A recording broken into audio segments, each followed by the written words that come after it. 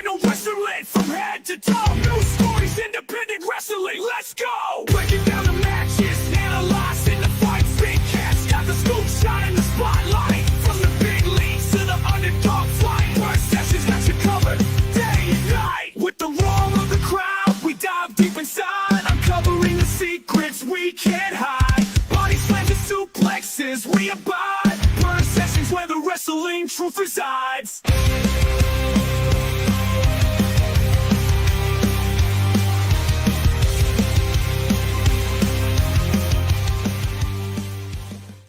Welcome, welcome, welcome.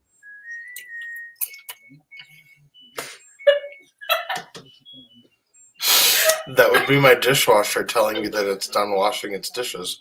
So we'll tell them to shut the fuck up. I'm trying to do my intro.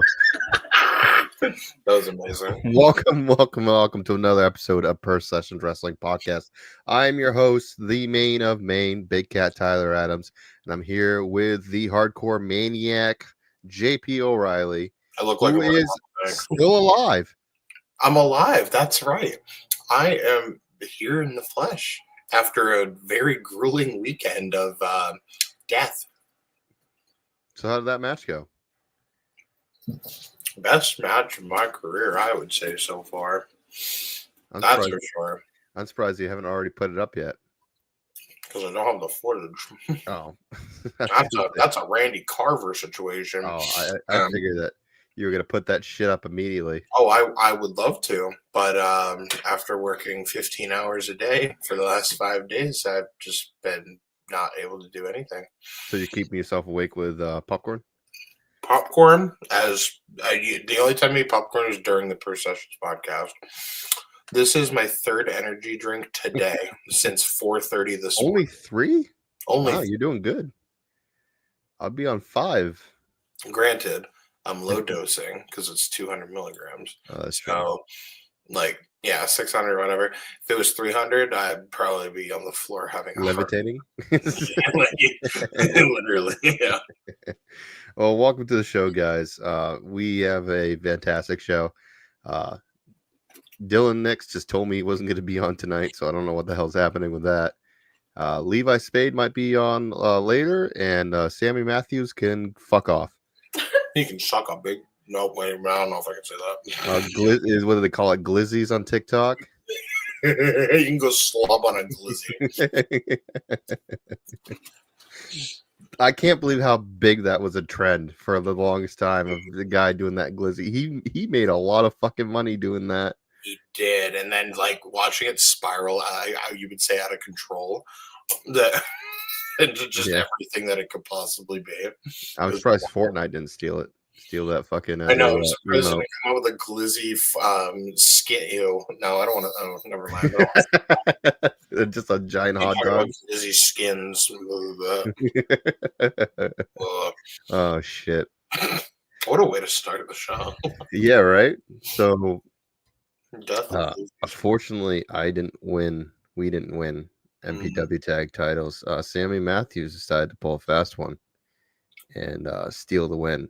Wins belts and then doesn't even show. You would think he'd be on the podcast just to shove it, just to brag about it and gloat. I'm waiting for him to just pop up out of nowhere right now and just start gloating. But who knows? Maybe now he's a superstar now and got his own schedule. Yeah, he's too good for the podcast, right? That's why I'm here. That's why I took his job. Oh yeah. You and I out here, the Maniacs out here. Yeah, we got to bring that back. Speaking of that, you're doing when's Geno's again? I know, right? March 8th, but March 8th. Unfortunately, I'm teaming up with Dad. Unfortunately, you mean? I say unfortunately because it could have been you and me, but yeah, no, but Alexander Lee is definitely one of the guys you don't want to fuck with. I have always wanted to team with Alexander Lee. We have only accidentally teamed up together once ever in my career. The Whoopi Pie Festival? Oh my God, I'm an idiot. Yeah, no, that's in the fucking intro of the show. Listen, I'm trying. That's actually the first time we ever tag teamed officially. The first time we ever tag teamed by accident. And you jogged the pathway. Face each other. We were supposed to face each other at my event that I first put together, Matt Muscle. Yeah, back in January 20. We just had our 5-year anniversary. January 25th, 2020. It was supposed to be me and Alexander Lee, and then we got interrupted by the one Mr. Chad Epic, and he came out and tried to hold up the show, and we got blindsided by a one Billy Vox and a Dirtbag Dan. That's a name that, depending on any people who have been watching the podcast, Dirtbag Dan's been a staple of the Northeast wrestling scene for the last, like 20 years. We ended up just forming a tag team on the spot and turned the match into a tag match against them, and we overcame the odds. But that was the first time we ever teamed unintentionally. And then the Whoopie Pie Festival. Other than that, this is probably like the first. Like, and at Gino's, I'm telling you, what's happening? Yeah, I'm just making fun of you eating fucking popcorn. What's on my what? Do you want me to like shoot it into my mouth and just like? Well, one of those ones, it looks like you just fucking ate your fingers with the fucking popcorn. That's what. Yeah. No, I'm just holding them right at the tip of my mouth. I can't even do it. Right? Don't lie. It's on video. You can't lie about that. Oh shit! I was really hoping you just ate shit and just fucking fell in the back of your chair. What a viral clip for the intro, and just me eating shit out of a chair. Because I would definitely use that. Stop being so goddamn poor and fucking bring back that muscle. My child's sleeping, just like, and she's 6. Or not be a pleasant thing to be happening right now. Oh shit! So we got a large, like, huge weekend. I was looking at news, and I just want to point this up, and it's kind of sad. You know, AEW is not doing well when no one is even writing about them. Oh my god, I'm trying to think now. There really hasn't been anything written that, or I've ever. I checked yesterday. There was, I think, 2 or 3 news stories, because I even searched AEW. 2 or 3 news stories, and then like the latest was like 7-8 days ago. Wow. So meanwhile, I got SmackDown playing in the background, and they're just showing clips from this past week of, like, you know, all the things we're probably going to talk about. But yeah, we're definitely going to talk about the Monday Night Raw. Yeah, Raw. I mean, and stuff during the week with Triple H and all that stuff. It's crazy. Yeah, I'm glad you. Hey, how's it going, buddy? I completely forgot that you might as well talk about it, because I didn't pull any clips of it. Since you just reminded me that Triple H got inducted to the Hall of Fame. Showing it right now. Yeah, Triple H inducted into the 2025 Hall of Fame as a headliner. I mean, it's surprising that it's now, I guess, in a way. It should have been, you know. Well, you saw he was pissed. Dude, he didn't know. He was video, he had no idea what was happening. Pissed. I watched the behind the scenes stuff, and he was like, and you could tell. So today they had the kickoff for the Rumble. Yep. And there was an audio problem with their, like, where they were in the room. And it sounded like somebody's music, or some music was going to play. And Tripp's like in the middle of talking. He just stops and he turns to the entranceway and he just goes, "If somebody comes out here unannounced, I swear," like, it was like threat. I was like, dude, do not piss him off. Like, oh my God. Yeah, he's definitely well deserved to be in the 2025 Hall of Fame. Maybe but he was so angry with Shawn and fucking Taker. It probably didn't even last that long. He was just like, all right, you know, fuck you guys. But at the same time, you know. But the question is now, and it may seem like an obvious answer, who inducts him? Sean. I kept saying Sean. Yeah, Sean. 100%. It makes sense. But, like, if it wasn't, okay, so here's my question. Vince if it McMahon. Wasn't Sean, they just roll him in a wheelchair, and he's just like, "I'm gonna induct my son." Not that one, the real son. Oh, by the way, the multiple sexual assaults. I just want to state, and then I just want to clarify that I did not have sexual relations. I mean, I did, but it was all willing, and you know, even with duct tape, it's consensual. She loved being shit on in the face. Just. Bro, but he's not wrong. It's so fucking gross. Oh, but yeah. So we got that. The he got inducted. We had CM Punk come out and talk about whatever, giving Pat McAfee and giving Yeah. Pat and Michael Cole a little bit of shit, and he goes, "I'm looking at the script." He's like, "It's not script, it's format sheet." It's like It's a format sheet. I love the crowd was chanting AJ Lee, and then he took off his hoodie and he had a picture of Larry doing the fucking And so they started chanting Larry, and then he grabs the mic and goes, "Congratulations. I'm the first person you ever cheer an entire family all in one cheer." He's like, "You chanted my name, you chanted my wife's name, and my dog's name." Well, I was gonna save this for like the when we talk about the Royal Rumble.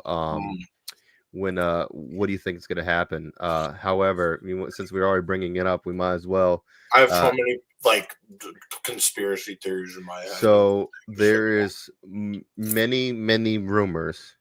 It's probably not true, but there's a possibility that AJ Lee will actually be in the Women's Rumble. If AJ Lee, so Hannah doesn't, oh yeah, Go ahead. No, you're good. You're good. No, you don't keep it.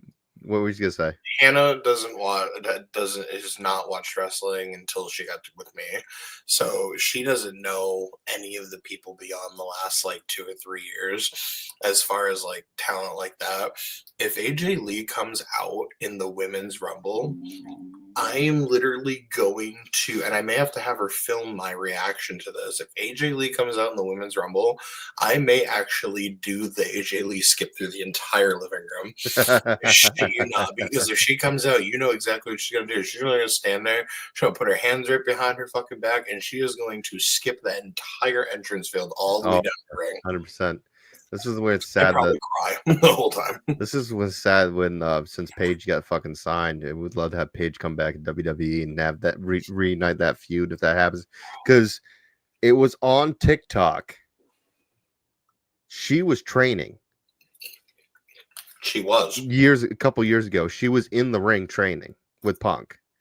Could have been a publicity thing. Could have been just to stir shit up. But Yeah, still. just to see what's going, whatever. But it was a couple years ago, and I know that he said that she has zero interest. But Nick and Triple H have a way of convincing people to. Dude, they've managed to convince a lot of people that should not have come back to come back. Right. Like, so this was Pat McAfee. His podcast had finally had Punk on there because Punk has given him shit multiple times about not being on it. the Pat McAfee show. Like I haven't watched the whole thing, but I want to watch it. I can't. I think it's behind their paywall, so their free show. Yeah, their free show isn't up yet. I thought it was hilarious because this is obviously a setup set, and it shows Punk walking in, and they're in like a school gym. Oh yeah, that's their whole setup. It's a school. It looks like a school gym because they do all these different like activities and stuff on the podcast. But like then they just have the studio just built into a sidewall room. Yeah, it's like it was like what did they just picked a fucking random ass school and just set up? I love his setup. It's like have you ever watched Dude Perfect? Yes. So like it's literally like a mini Dude Perfect concept just with a podcast. So this was Punk on Pat McAfee show. No, there's no clues. No, I've heard them. I've heard them all. All right. You said Sorry big if it's so surprise. small, That's what I you said. apologize. That's not what I said. Yeah, I heard words. That is not what I said. Oh, huge surprise. Only me and a couple people know. See? You're a liar. Isn't that what You're you all did? liars. No, that's what I heard. That's what you say. You never know who's going to show up. Huh? No. The Royal Rumble. Look out, Lucas Oil. Huh? Could be significant others of people. On a Saturday, maybe? Huh? She's at home watching Larry. Chicago's very close. No. Today's Friday, though. Yeah. Rumble's on what day? Saturday. 3-hour drive. Uh-huh. They're in Indianapolis. 52 He lives in minutes. Chicago. 70,000 people? Hey, how are you getting to Cleveland on Monday? Flying. Okay. Okay. Are you in Cleveland fly? He's just like, hey, fuck you. Hey, you get to Yeah. It's We're like, gonna- shut the fuck up before you break me and ruin the spot, damn it. If AJ Lee comes out, it would be a very big surprise because there's just like nothing of indication like that you would think that it would happen. Usually there's always a little bit of something. This is all just straight coming from Punk's word of mouth or you know what I mean? Like Right. You can tell by his expressions and emotions, but also at the same time, who is the biggest bullshitter when it comes to anything in WWE? That's true. Punk. He can Yep. sell his entire face off with and make you believe anything because all growing up, and 20, the summer of Punk, like you could say whatever he wanted. Right. People believed it, and that's why everyone loved what he did, because he voiced his opinion, everything everyone wanted to say, and everyone marched behind it. Exactly. He can make anyone believe anything. Right. I think he said multiple times on podcasts, like, if you hate me, fucking good. You're making me money, basically. Like, Right. yeah, it's like, I'm not here to fucking, make friends and shit like that. If you believe that shit, keep on fucking believing it. You're making me fucking money. Do you know how many times I quote, I'm old, I'm tired, and I work with fucking kids every day at work? For work with fucking children. Yeah. Work with fucking children. Yeah, I quote that like almost weekly. I'm old, like, I'm hurt, I'm tired, and I work with fucking children. I'm just Punk, literally sitting in an AEW scrum, sitting. Oh, I gotta put that on the board. Another fucking thing. I got one new one that I can't play because I'm pretty sure it's gonna be bad. So,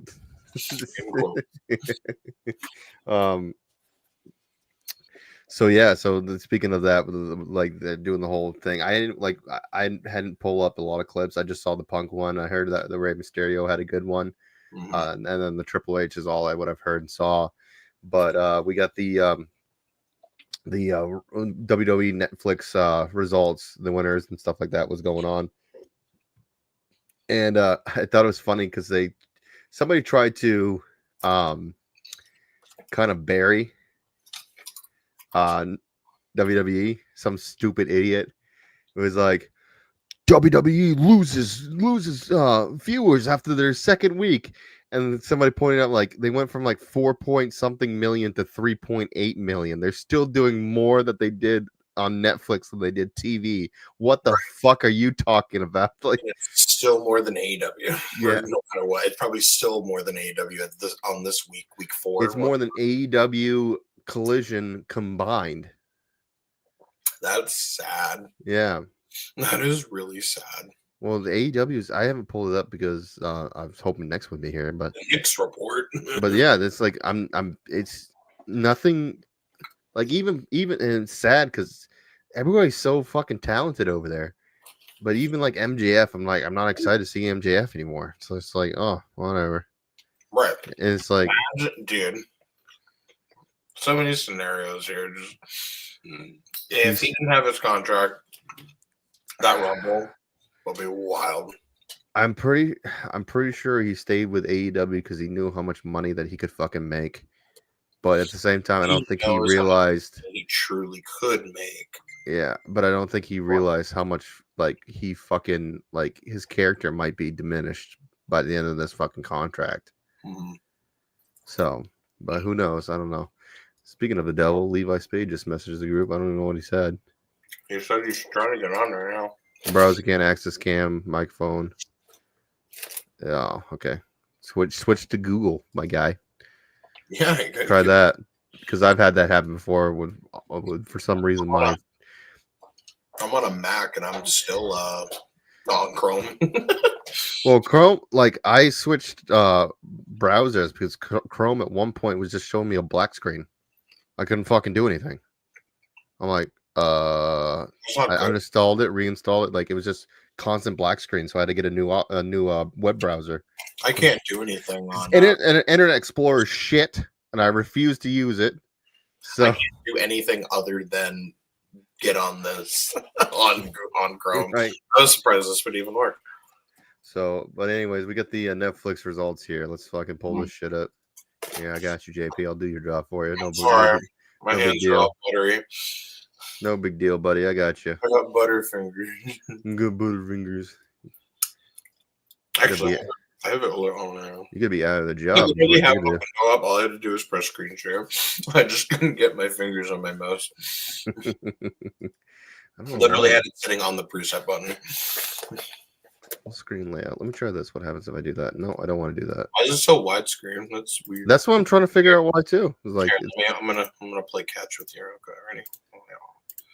So there we go. why does it look like that too? Ugh.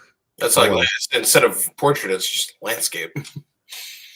Whatever. Okay. Anyways, I don't know what's worse, the landscape or the. I feel like this is easier to read. Oh God, you can't read anything on that. Yeah, you can't. Okay, you can here see we go. the picture and the. Yep. Yeah. You're right. You're right. All right. So here's the winners, the highlights, what's going on. We're not going to go through each and every single one. We had Sami Zayn versus Drew McIntyre. Bianca Belair versus Naomi and versus Liv Morgan. Versus somebody I can't pronounce. World Tag Team Championship War Raiders versus Dominic Mysterio and JD McDonough. I can't. Jesus fucking Christ! Holy shit! Are you having a stroke, Cat? Apparently, and that's the one we're gonna get really into because JD got fucking seriously hurt. Speaking of strokes, yeah, dude. Let me tell you, watching it happen and then finding out what the injury was, almost to me was like didn't make any sense. I go, how do you rack your neck the way that you did, and you got a punctured lung and a broken rib? His ribs didn't even touch. It must have just been the way that his body, like accordion, that caused. Must have been. But that was wild. Must have been, and we got footage of that, so we'll definitely show that. But this was Logan Paul talking about the Royal Rumble. So he's basically saying that if he wins, he might be going after Gunther, which is fucking hilarious. There is rumors going on though that Punk is going to lose the Rumble, and Seth's gonna win. And at Elimination Chamber, it's gonna be Punk versus Gunther. Gunther's he's gonna beat Gunther, and then it's gonna be Seth versus Punk. There's some at WrestleMania. Yeah, it's a rumor. Speculations. Yeah, they apparently rumored is that he's they really want to put a belt on him. But then again, that's probably a lot for fucking, what's his fuck, who was terrible at reporting news lately. Yeah. Meltzer? Yeah, Dave Meltzer. I'm tired today. I don't know why I'm doing worse than you, and you worked longer than I have. I can't show this, can I? No, I got the footage, so we can show it. Okay, we go. Yeah. So yeah, you're just scrolling through. They were at it when you were discussing it. I was scrolling and I go, no, these are in order. They're not. Yes, it isn't. Mysterio and Woods. Woods, that was hilarious. Did you see that? His whole family. His whole family had. I just love that they worked it so well because obviously working with people that like aren't in the business, like they just. What did the shirt say? Boo. It's New Days. It's a brand new. New Day sucks. I think it's on the WWE shop. Is New Day sucks, and it's the New Day logo, the original, like one of the original logos, and instead of rocks, it sucks. Yeah, and then his sister fucking chucked the shirt out of his face. Apparently, the week prior, that's what happened to Kofi. Kofi's family did the exact same thing. It was his mom. So now at this point, who do you have left to abandon you? I thought that was great. And then, of course, the video. Bianca Belair, Naomi, Liv Morgan. It was like whatever. It wasn't anything crazy.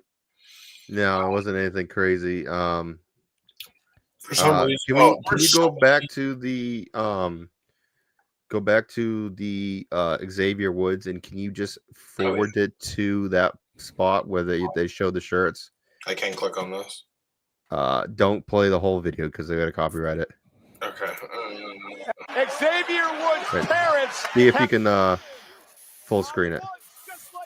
There you go. Fuck you. Hello, Levi Spade. Back it up. Hey. Back it up. Sorry, I'm a dumbass and had my camera plugged into my Xbox because I've been streaming a lot more lately, and it wasn't plugged into my computer, which is why my computer couldn't access my camera. So it's all good. Took me a little bit to realize what the fuck was happening. It's all good, buddy. We're just showing. To back it up a little bit more. Yeah, we're showing Xavier's family wearing the New Day sucks. Oh, this is not what is happening here. My internet just was like, nope, not today. I guess we ain't backing it up. I guess we're playing hockey, but yeah, I guess But you can see that they're wearing the New Day You can sucks. And see it, yeah, clear as Yeah. day. Like, I believe that's his sister. Fucking chucked it at his face. yeah, this one, that's the one he's holding in his hands and chucked it. And Yeah. then I don't know what he did with the shirt. Ray took the shirt. That's what it was. Ray took the shirt, put it on after he rolled them up. I thought it was hilarious. And he was to put it on, and he was struggling to get the shirt on because he was sweaty. And like, I don't know what size that shirt was, but I don't think that shirt was even Ray's size. It was so small. Yeah. Show the new 2K25 cover because it looks fucking badass. It's in the air too. Oh, is it? Yeah, just scroll down. Oh, it is in this page. Yeah, it's in the space. Scroll down. Down. Oh, There you go. Yeah, yeah. that's fucking dope. That is a good cover. I can't even open. I opened a new link. That is I tried to full screen it anymore. That is. Has he been on a cover before? Or is this the first one? Close the fucking. I think. Close the hockey. First of all, close the hockey that's fucking playing in the back. What's happening here? I think by himself solely first time because I feel like he was in. He was like, on. He was on 20 with Becky Lynch. Yeah, that's what it was. The forgotten one. Yeah, he was on The 20. one no one should name. I knew there was one that he had been on. Yeah, that's a dope ass cover. The only problem is I've already heard bad things about the game, but they're rumors. Listen, They're taking out a lot. They're gonna continue having the same stuff that the people are having issues in 24 that they didn't like, and then they're taking out some things that people liked. But then again, that's rumors. These games you really can't judge until you actually play them because, like, yeah, features this and that, whatever. But at the same time, every game feels a little bit different, and sometimes the game is better depending on what it is. I did hear that apparently chain wrestling's coming back in this game. Yeah, I am really excited about it Yes. as long as it works the same way it did in the old games because that was one of my favorite things that you could trigger. Right. And honestly, I bought 2K24 like a couple months ago, and I like the fact that they added the back and forth as a system you could trigger as well because that wasn't something I was in any other game. That was the cool part. Yeah, and you could trigger it whenever you wanted, and you could just go back and forth, and it was a cool little time like thing. So I did like that. So I hope they keep that, and I do hope that they don't fuck up the chain wrestling because this is the first one since I think like 2K18 or something or 2K17. Even I think it was either 16 or 17. Yeah.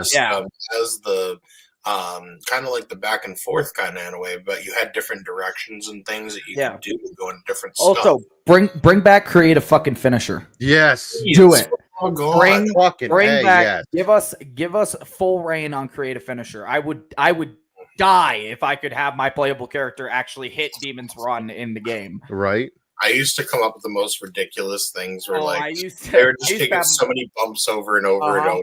I used to have my character do like a whisper in the wind, except he like jumped off the top rope, did like 3 fucking front flips, like a side barrel roll, and then like landed in the senton. It was like elevating until he hit something.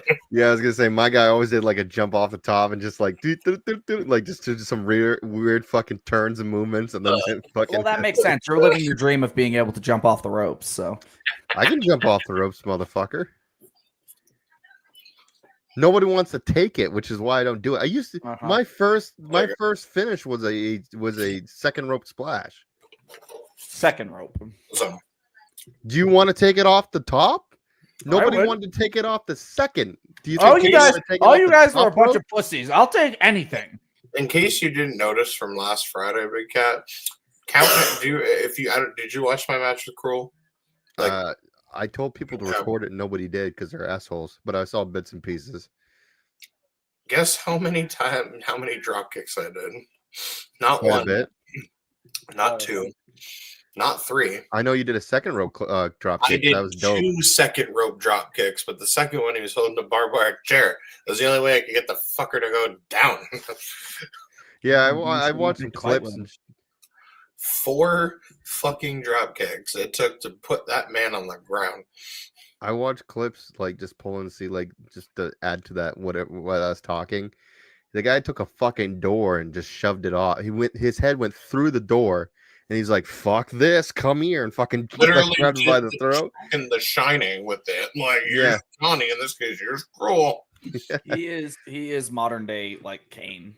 Like that man is fucking unstoppable. Oh, and he's dope as shit. I had quite the experience, Levi. Let me tell you. Maybe you I shouldn't know, have picked a fight with him. Let's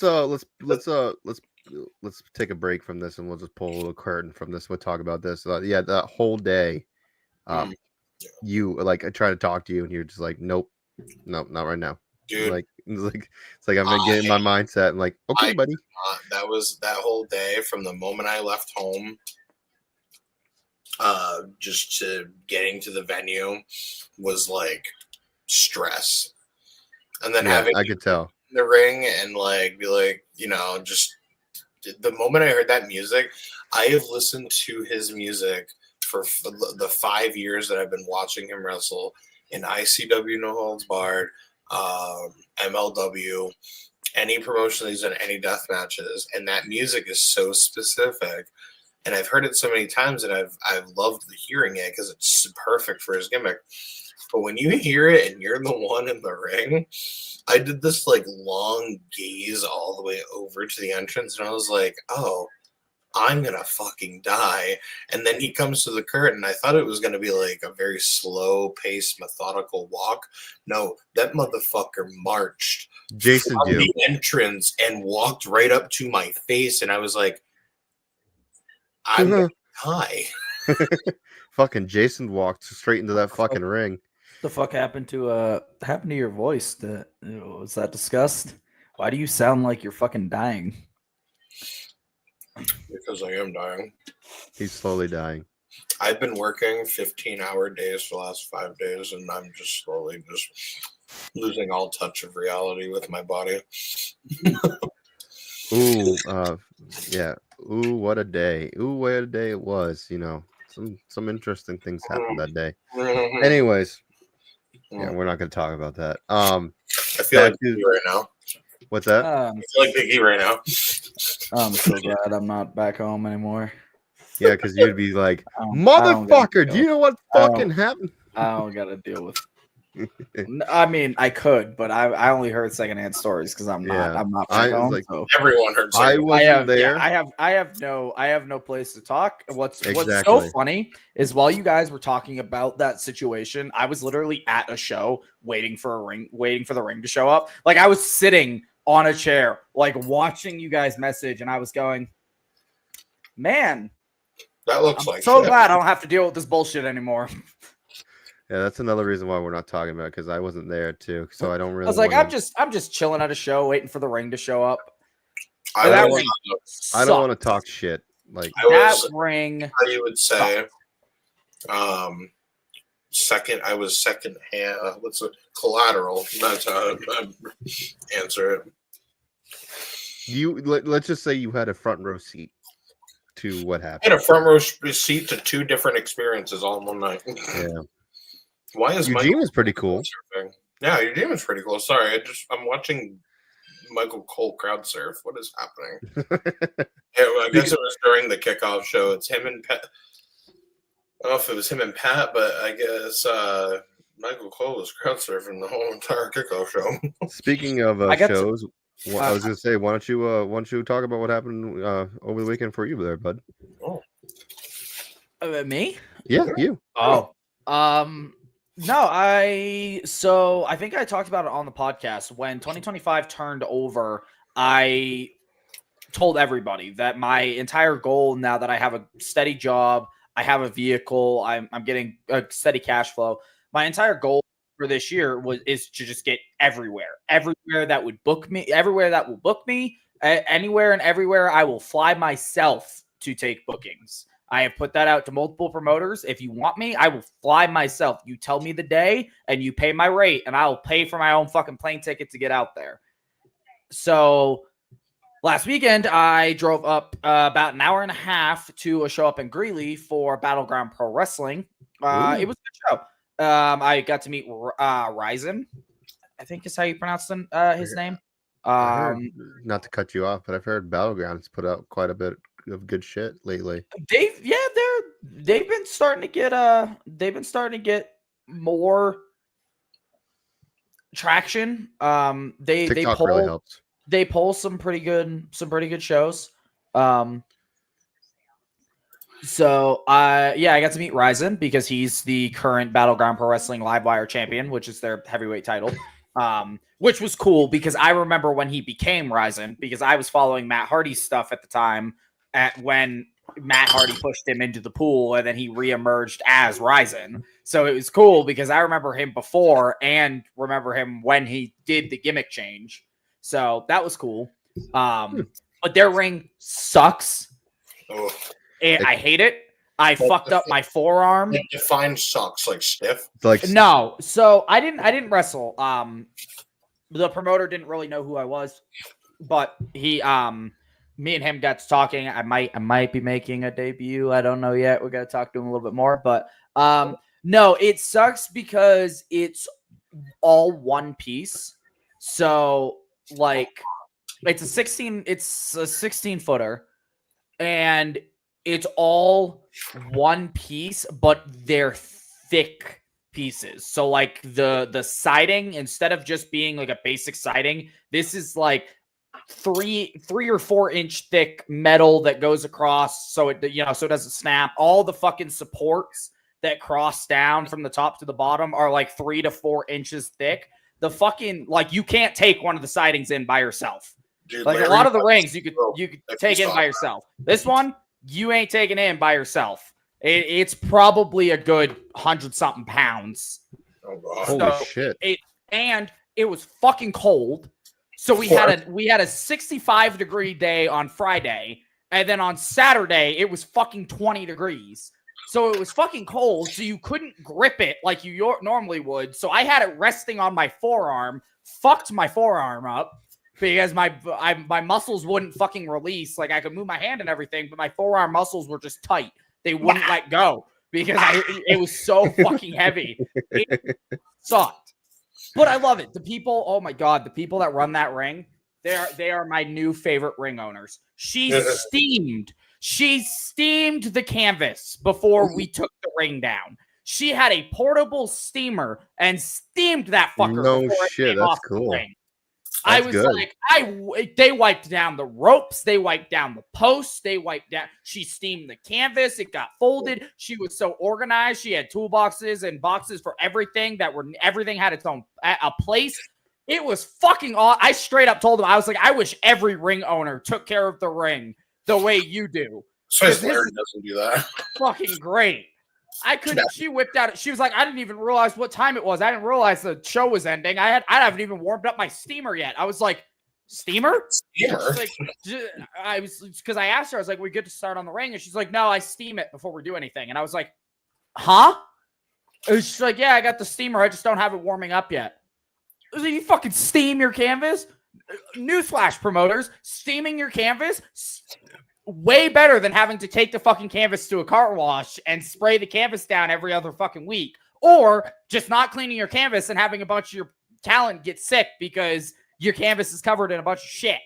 Maybe that would have saved Larry's first canvas that he used for Redacted Pro Wrestling up here in Brewer because of Nuka and my blood and Ace's blood and I now couldn't Lee's fucking blood. believe it. I was so impressed. She was so organized. It was so efficient. I was like, this is fucking great. I was an hour and 45 minutes away from home. I got home before 11 o'clock that night. Nice. Wow. And I told Yeah. the promoter, because I'm used to driving, I was used to driving, like 3 hours to get to Let's. And I was like, I'm used to not being home because he's like, because I stayed. Me and the promoter were the last people to leave the building, like normal, like I always do. And he was like, I'm sorry it's taking so long. And I was like, dude, it's not even fucking 10:30 yet.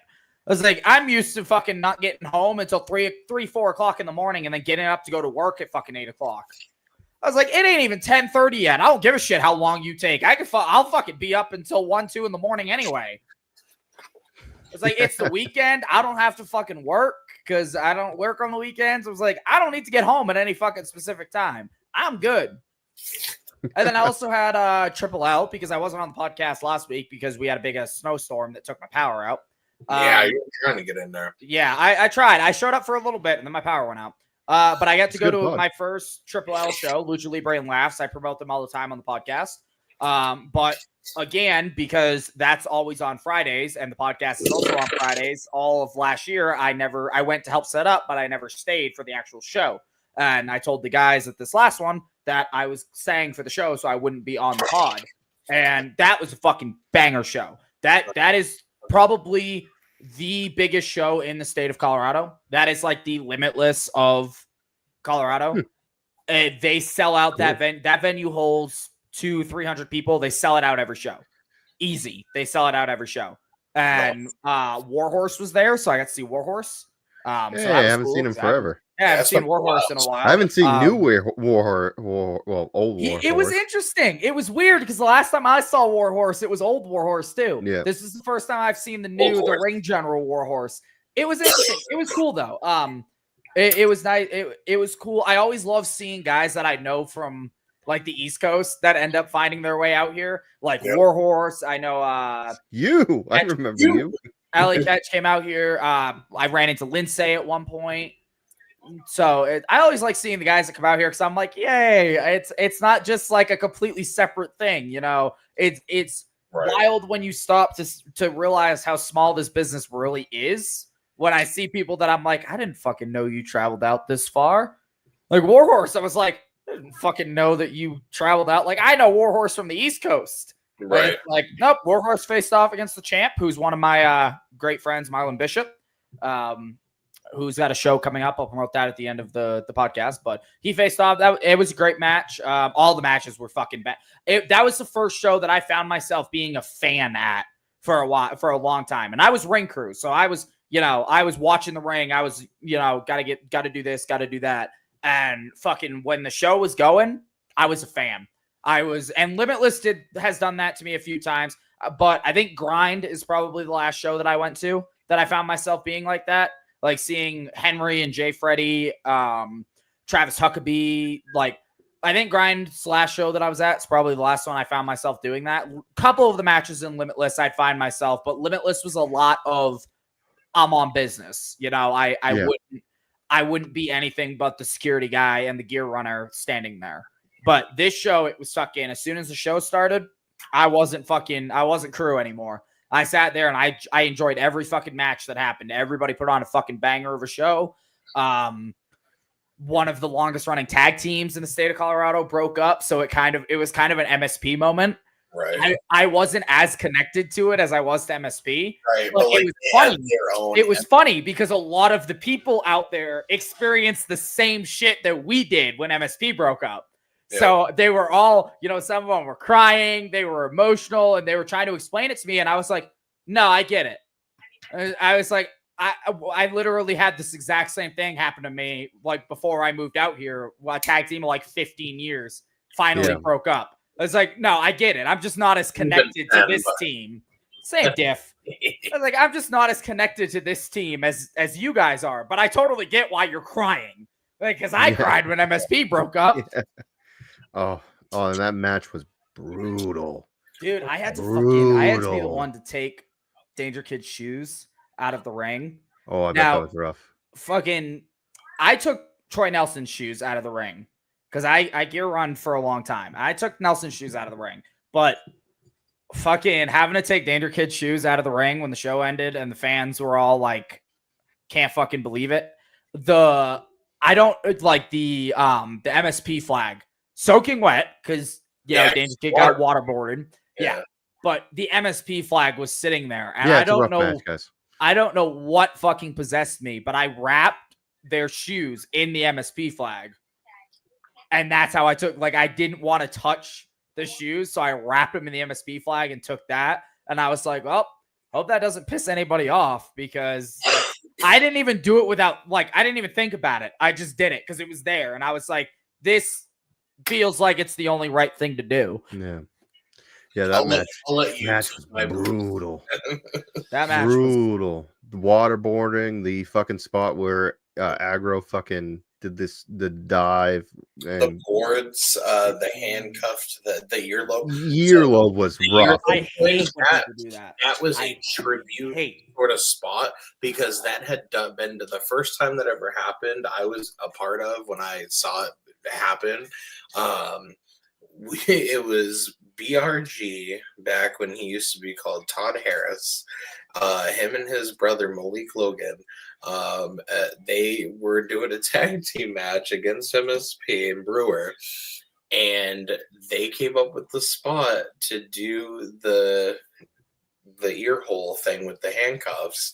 And when they did that, everyone like was in awe. They were like, "That's disgusting!" And you would watch at one point he pulls against the bottom rope with the chain, and all you just watch is like the ear just start like like this. I hate it. It was so gross. And then of course he gets out of it, and in return, BRG may or may not have gotten a lobster down his pants, a live lobster. Where's the clip of that? I actually, you have it? Yo, I gotta see that. It's a highlight. It's in a highlight video. I'll find it on the. While you're looking, but we can. Funny, I like hardcore. I love deathmatch stuff. I can't do the gross shit. Horror. I can't do the body horror shit. It's the same way with horror movies. I am a fucking horror movie nut. But I can't do the body horror movies. The fingernails. I can't fucking do it. That's the only thing that gets me to fucking scream. I can't. I don't like it. Especially the fingernails. Especially the fingernail, pulling the fingernails out slowly. Oh yeah. I think my thing with the earlobe is I have ear issues, and I've dealt with so many surgeries when it comes to my hearing in my life, that it just hits a different nerve for me when I see shit like that. When it comes to gauges, because I'm like, no. Yeah, I have gauges. What do you think I fucking feel like just having somebody that like you're the idiot that fucking got gauges. I love gauges. Fuck you. But that spot just reminded me of the Jeff Hardy and Randy Orton when he put the fucking screwdriver into his ear and twisted it. That was like, okay, so this is actually the highlight video that I had made. Please bear with me. This is from like 2017, so it's not the greatest highlight video ever, but this is amazing. We don't need to see what's happening. You know, might have to. They're doing that thing. In the ladies' room. Yeah. I bet Aggro and BRG are sitting back there by the door going,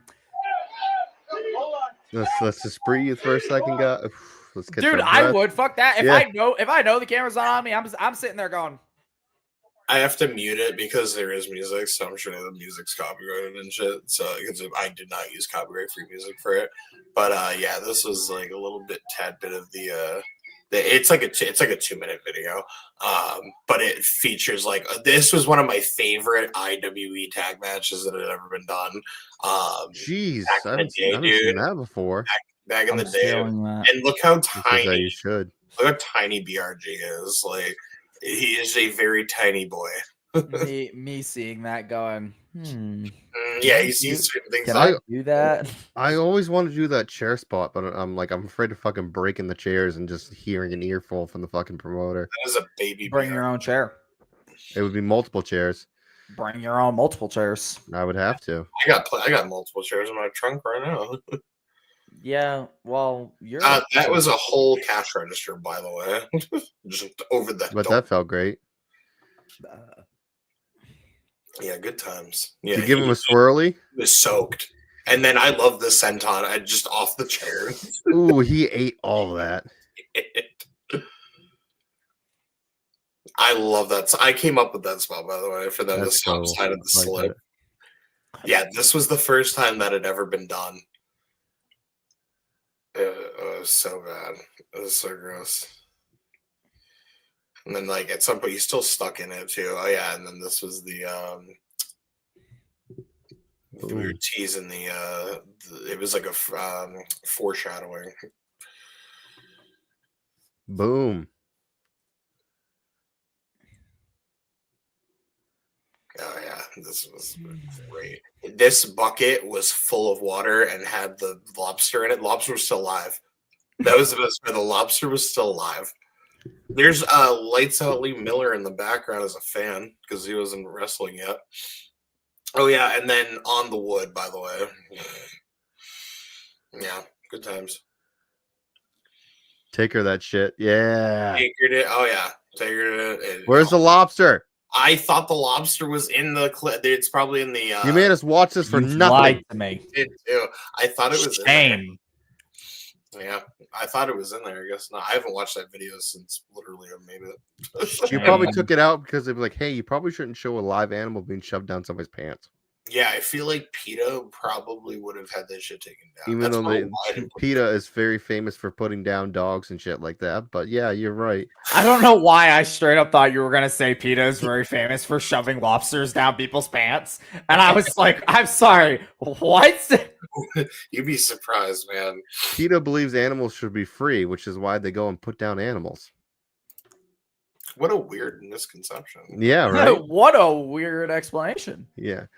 But yeah, it's fucking that's crazy. Like Honestly, I'm looking for the just that was the match highlight. There was a highlight from that show. It might actually have been in that one. there you go. To be honest, I lost my train of fucking thought. That whole lobster shit just fucking PETA putting animals down people's pants. yeah. I like the South Park episode of with PETA. If you haven't seen it, go look it up. It's pretty fucking funny. yeah, I'm just trying to see what I can find. Way to go, JP. Well, while you're trying to Okay, find keep that, it- keep talking while you about try to find out, let's go back to this. Well, also Monday Night Raw, we had Cody Rhodes and CM Punk doing the promo. Pretty good promo. Cody Rhodes was saying, like, for all my life, I've been trying to catch you up to you, and now you're the one that's trying to catch up to me, basically. And then, like, the end of the promo, Punk pulled him and was like, I put people down in the graves that think that, like, they were that they try to, like, come up to me, and I put them down. And then fucking Cody said something about the best, like when we're gonna find out the best isn't good enough or something like that. I can't remember, but it was just fucking banger of a promo.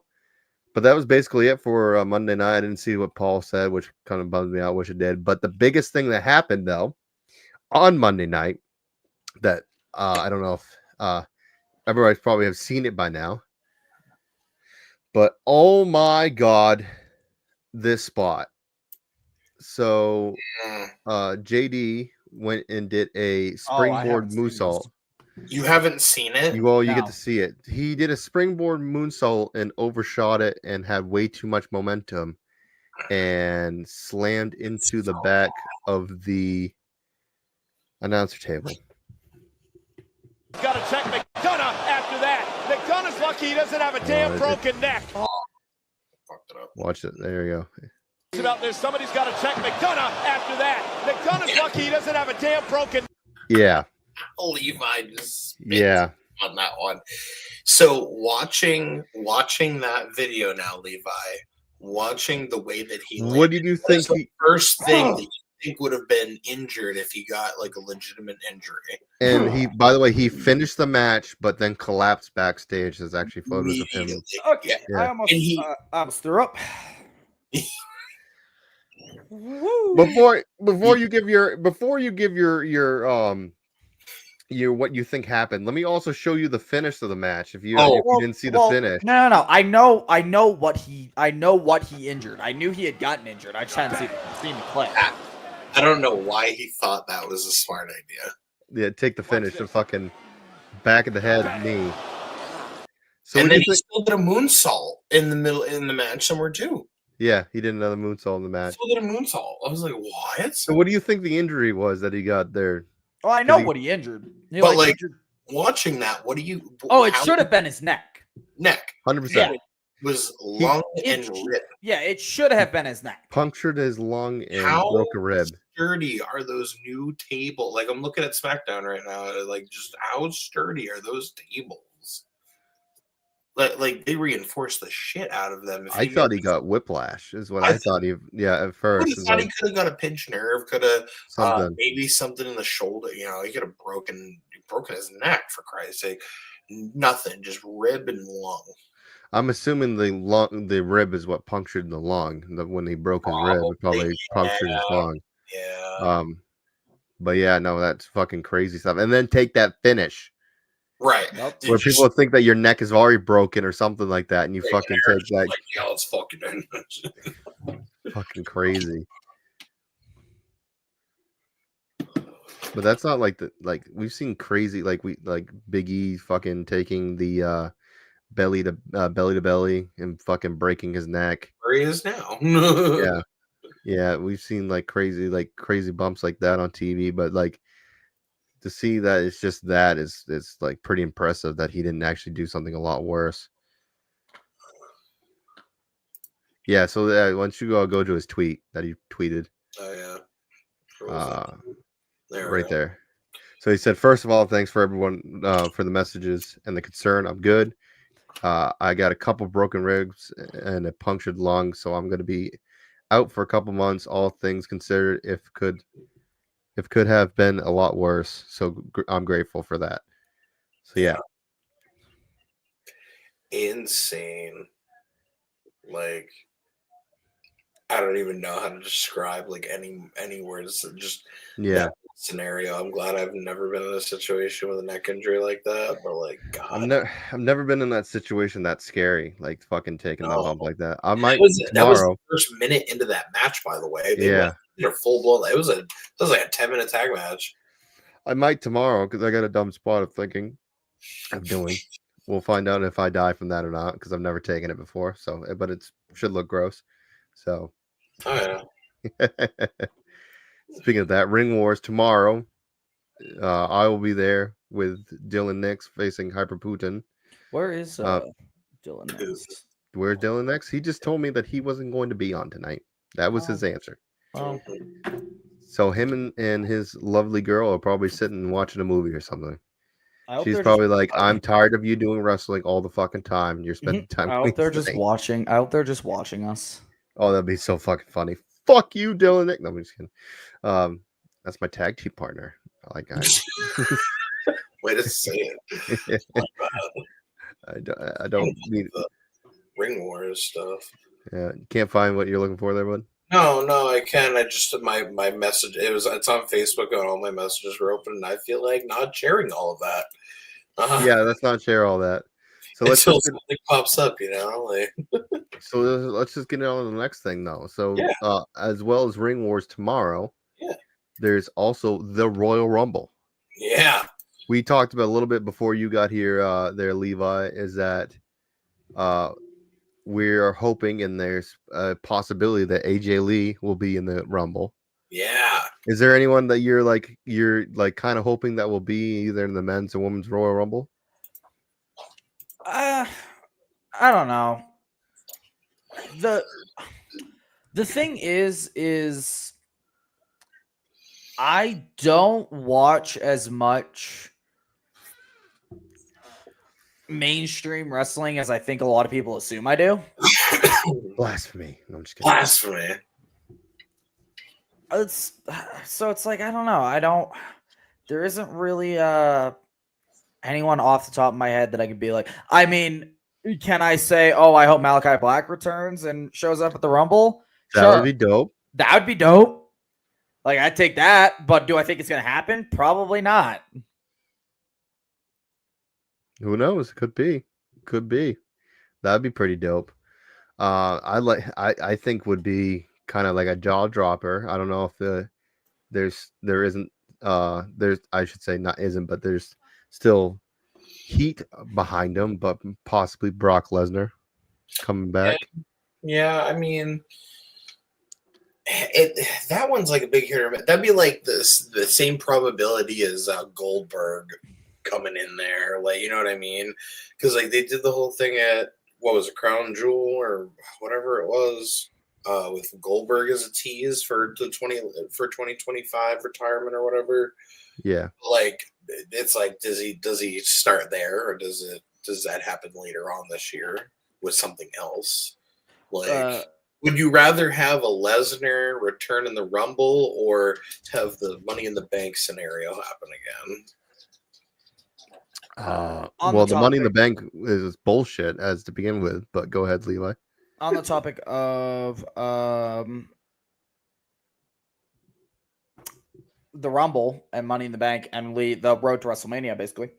Have you guys talked about Triple H being officially inducted? We did to the WWE Hall of Fame.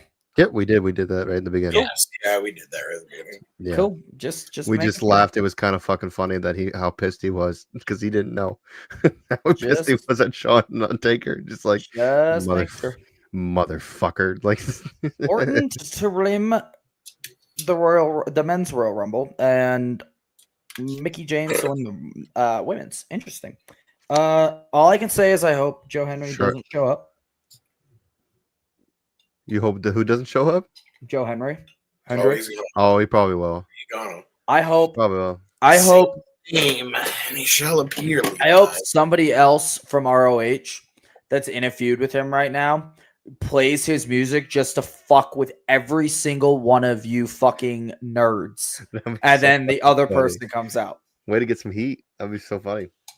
I know in the women's that they've speculated that Becky Lynch and Charlotte Flair will be in the Rumble as well. Oh, they did confirm Becky? They didn't confirm it, but people are saying because they were both the reason why they both have been gone because they've been doing movies and other shit, and that stuff finally wrapped up. So there's a possibility that both of them will be back for the Rumble. And of course, AJ Lee. There's rumors AJ Lee will be there as well. Yeah, they're like this is one of the Rumbles where I kind of wish I would win. Kind of wish ticket sales weren't so fucking expensive and would have gone. Because it seemed like this is like, because they already announced fucking Cena's going to be in it, Punk's going to be in it, Roman Reigns, fucking, you got just like these heavy hitters already in it, confirmed.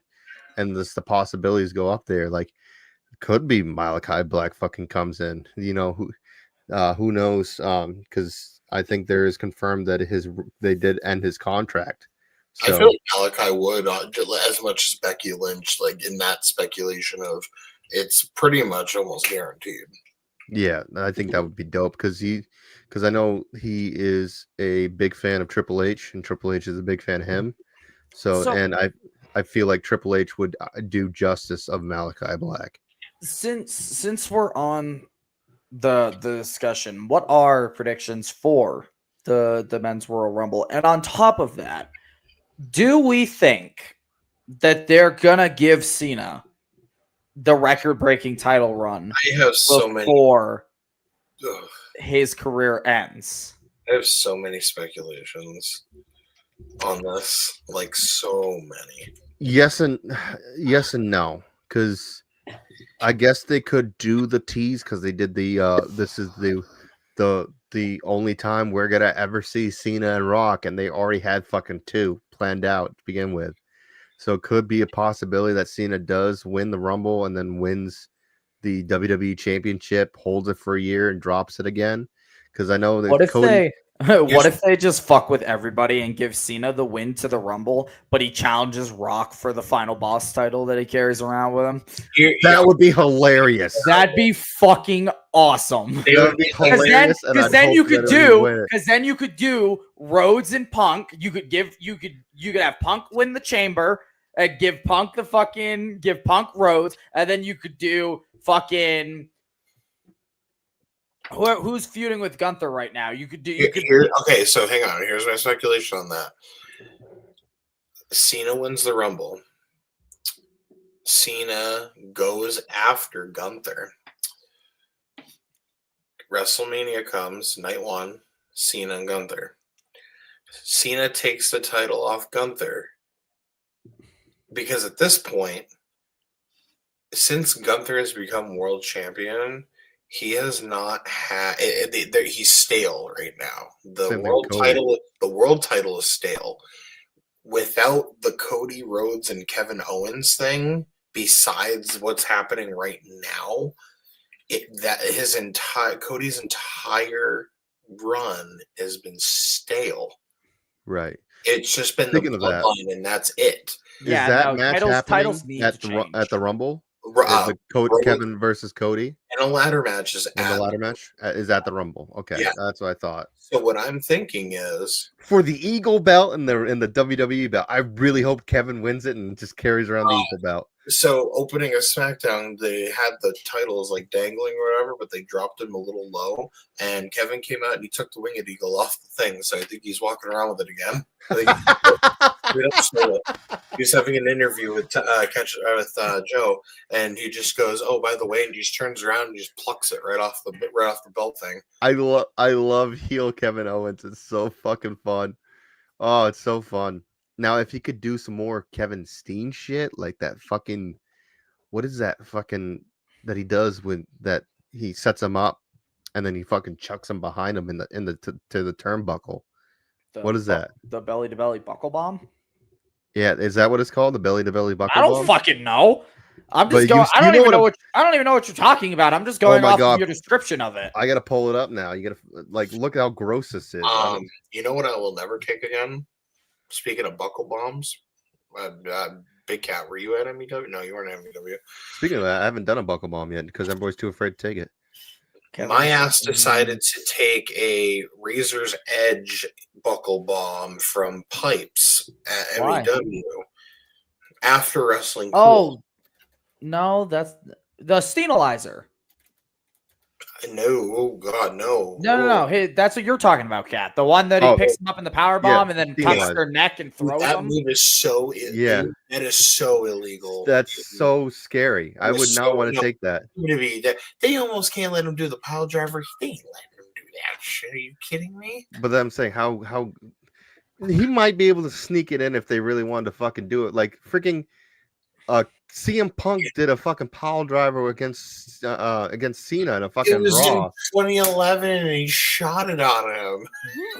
And then fucking Cena shot a fucking Hurricanrana. Yeah, It was so funny. Cena shot at Hurricane. They were just like, here. It was like, Yeah, what this. easy things can we just throw out here? This is Also, my new don't want to finisher, see a guys. botch. This is gross.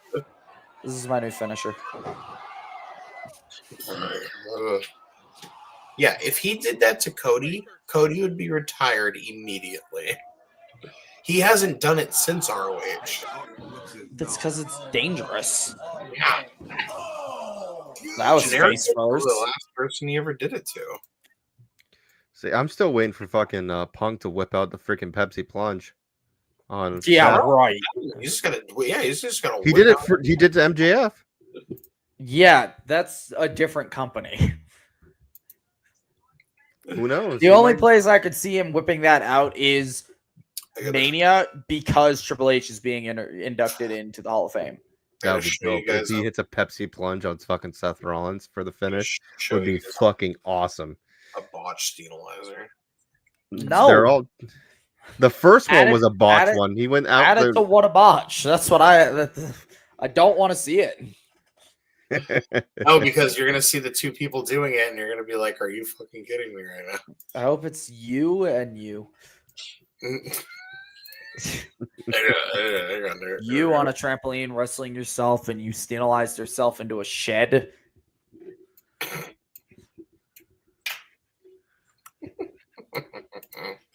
Here we Oh, go. That's you- even better. No fucking way you did this. This is not me. Well, yeah, it's still not. It just No, I'm saying Alan Yes, Prophet. No way that yes, he fucking did this. better. And Oh Yeah. my god. And that's why I don't take that. Hey, he's still alive. Surprisingly, He's still alive. Alan's done so many fucking shit to his body. I'm surprised he's still alive. he's coming back in March. He had to go get surgery on his ankle because he fucked up his ankle again at some point last year. He's coming Oh, I back wonder in why. March after having surgery. Man's a trooper. He's pulling I mean, the. I was back in 2 months when I pulling fractured the my ankle. 2008. Yeah, no. Give yourself time to heal. You're gonna make Gonna it worse. say I still have ankle issues because I returned in 2 months after I fractured my ankle. I just put it on ice and I still You went said to it was work every day. I was on crutches and I still went to work every day. It was like a hairline. What his or mine? Is Oh, I was gonna say, fuck you, mine was a hairline. Cat fucking broke my fucking ankle. In my defense, I'm sorry. Off its ankle, but it was his fault. And then like In my defense, sorry, is that what you just fucking said?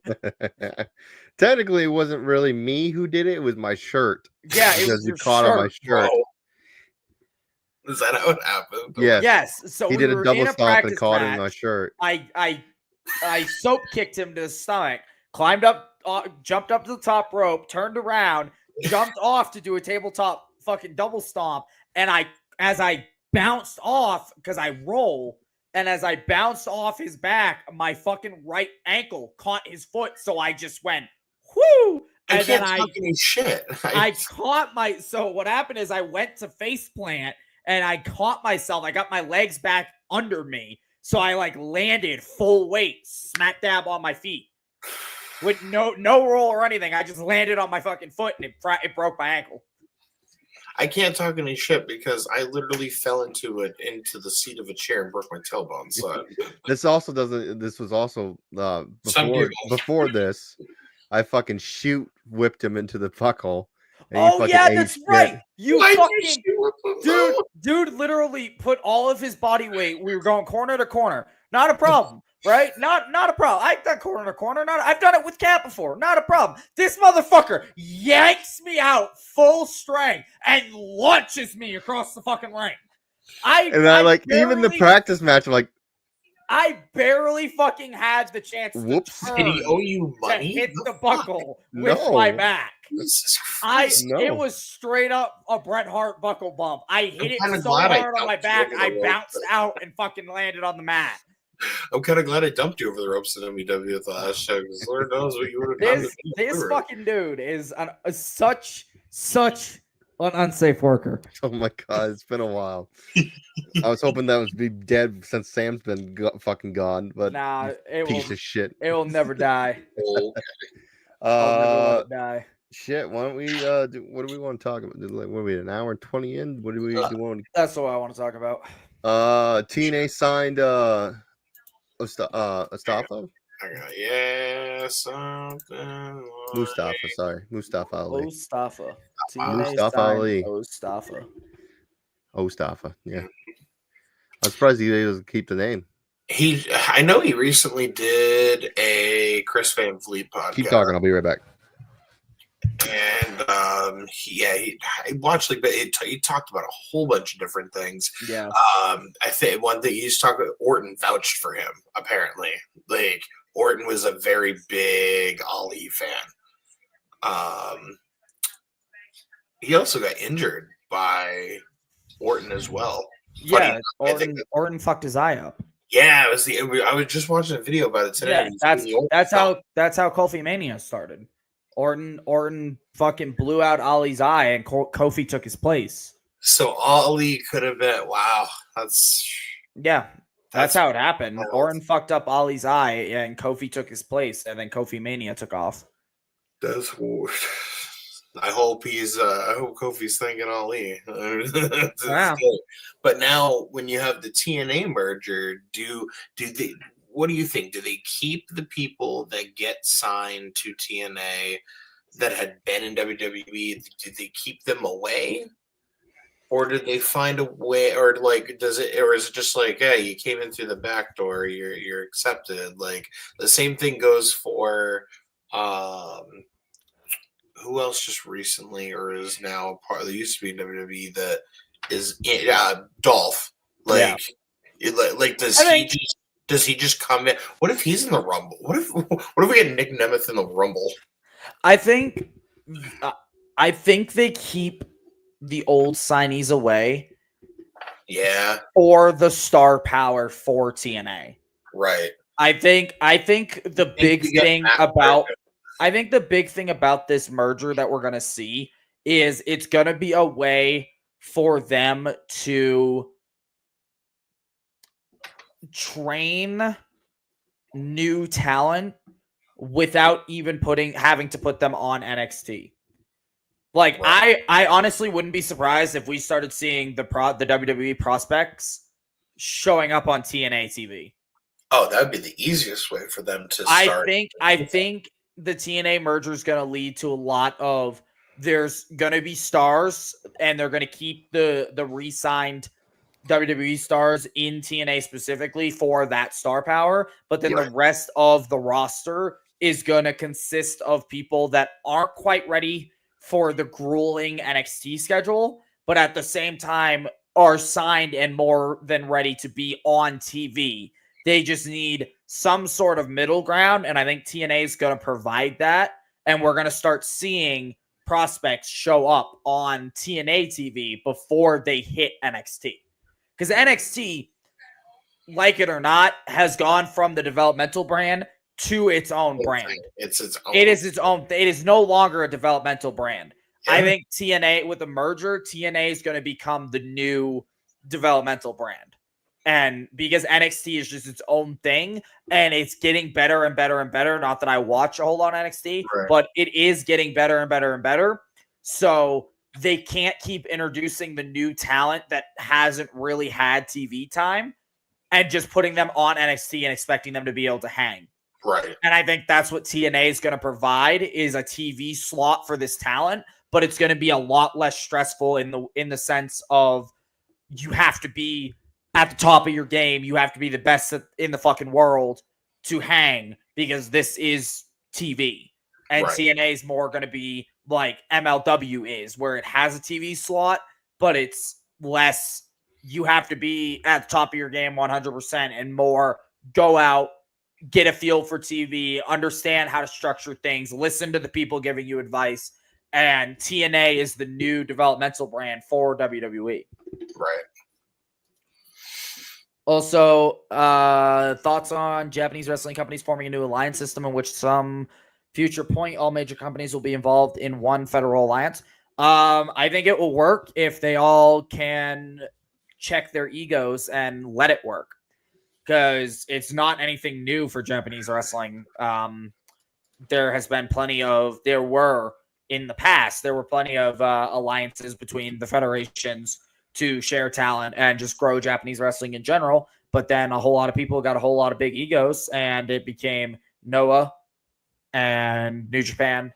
And they became their own thing. So I think it will work if people can just check their egos and understand that it's one big fucking industry and everybody's trying to make money. And it will work out a lot better if people are more not argumentative. Willing to work with each other. I think that's the cool thing about the Ring Wars thing starting. I think that's cool because right now it is Maine. It's companies all working with each other. It's all the main everyone promotions for so long is put them all together. Yeah, it's all the main promotions working under one banner, and titles can be defended, titles can change hands, and that can affect the separate shows. But at the same time, Ring Wars could continue to grow and grow and grow, and you could start introducing more companies. Right. It could not just be Maine. It could be now you got 4 guys from APW that are wrestling on Ring Wars that are representing APW. Now you got fucking 4 guys from this company that are representing them that are like, it doesn't people. I'd love to see a top guy from Limitless face a top guy from Beyond or fucking Blitzkrieg at Ring Wars. I think that would be fucking dope. Like it's great. I love the concept, because the concept though at the same time comes with the financial concept where the companies are paying for, they're sponsored. So Eric running the Ring Wars thing, he's not paying for any talent because the people that they're sponsoring a talent from their company to support them. So they're paying for whoever it is that's going to represent their company to be on their show. Right. Yeah. For Eric, great concept, because you don't have to worry about that financial stability. If anything, you're hosting the show, you don't have to worry about that. I think that's a good concept. At the same time, when you start bringing in those names, who are they going to pay for that, or are people going to be able to afford to do that and have those names rep their companies, like that sort of thing? You know what I mean? Purr all Sessions about, sponsors Levi Spade as the next ring wars. Eric, fly me up. Yeah. Eric, hit me up. that flight's going to be expensive. Yeah. Oh, he's gonna get a bitch me up. flight with. Hopefully, he doesn't die in a helicopter crash. We're going to Greyhound his ass all the way. I'd do it. 4 days, I'd do it. Too bad the Colorado doesn't have the train, like, or maybe they The might Amtrak. The straight, Yeah. the straight train. I should probably straight train to go to Maine, because that would be I would take that fucking trip. I bet that'd be dope. That would as probably shit. that would be, even with how fast the Amtrak runs, with how quickly If with they how many had a stops. train, if If the they- Amtrak went to Boston, They used to have a train. It's just called, they fucking stopped taking care of the railways and paved over them for fucking cars. if they had a straight train that went from Boston to like LA, like, you know how many people, like, people just use the shit. Dude, I'd do it. I I'd think do that'd it. be fun as shit. It would It'd be. be fucking huge though. Oh yeah, That'd be- just a giant, like, nationwide, just monorail. Like, Yep. I would just do it. The one in Boston, I think, goes to Florida, doesn't it? the Amtrak. No, the Amtrak goes from Portland to Boston. But isn't there a train that goes from Boston to Florida? I don't believe so. I'm pretty sure there's one that goes to Boston to Florida. I don't think so. It's like a 4-day trip. I've never heard of that. I'll have to look it up, but I'm pretty sure there's one that goes from Boston to Florida straight. Just goes straight through.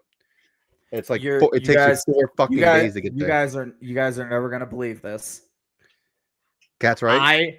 I could get on an Amtrak train in Denver, ride it for 22 hours and 22 minutes, transfer to a different one in Chicago, and then ride it for another 19 hours up to Boston. I told you there is one that goes to Florida. I would lose my fucking mind.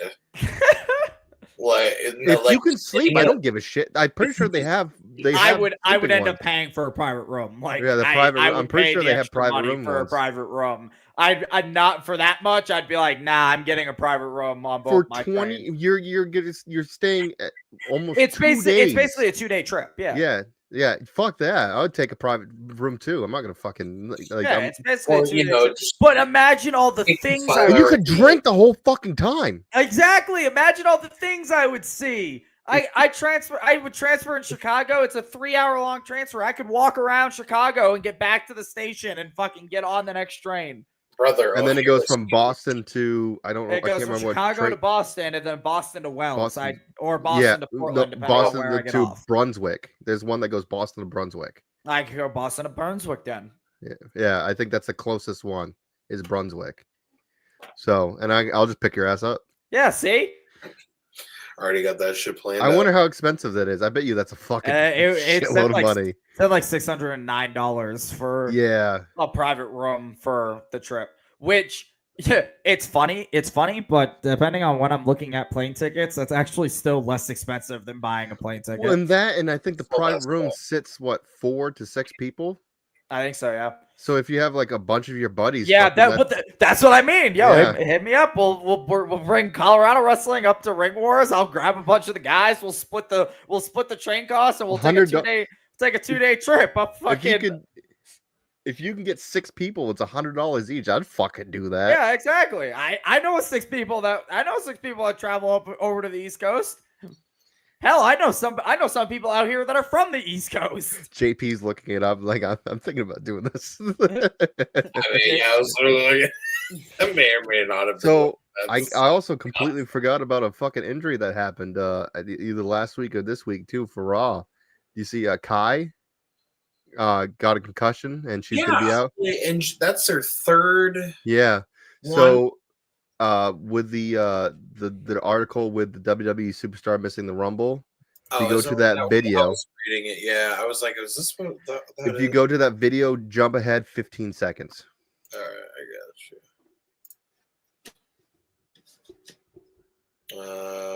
Oh yeah, maybe Oh, this one. Why Yeah. do you find the sites that are so filled with ads? You put Because so they're many all- viruses on JP's computer. So Listen. jump back to 15 seconds. Just all the 14 seconds viruses is on fine. JP's computer. This was gross. That was cool. Watch. Oh, I never Yeah. saw that. fucking slammed her head against the mat. Yeah, concussed. Yeah, I Don't can do see that. that. Oh my god! Can All I? right, stop playing it before I get copyrighted. All right, you can go back to it. What? But stop fucking playing forward, playing more of it before this gets shut down for Keep copyright. playing it. Keep playing it. Keep playing it. Keep playing Yeah, it. I can see why she got concussed. Fucking slammed her head off the mat. Oh, hey, hey guys! I just remembered I'm not gonna be on the pod next week. I will be on a flight. Actually, I'll be where I'll be I'm- on a train. I'll be on a train. You're 1 week too late. Sorry guys, I have to Bring- run. I gotta catch a bring train. There's more. something going on tomorrow. Yeah. No, Dude, I'd do I will that. be on a flight. I will actually be where I'm going by the time you guys are doing the pod, but I won't Yes, have. Friday live until like the second week of March. You're golden. It's like I won't have anything.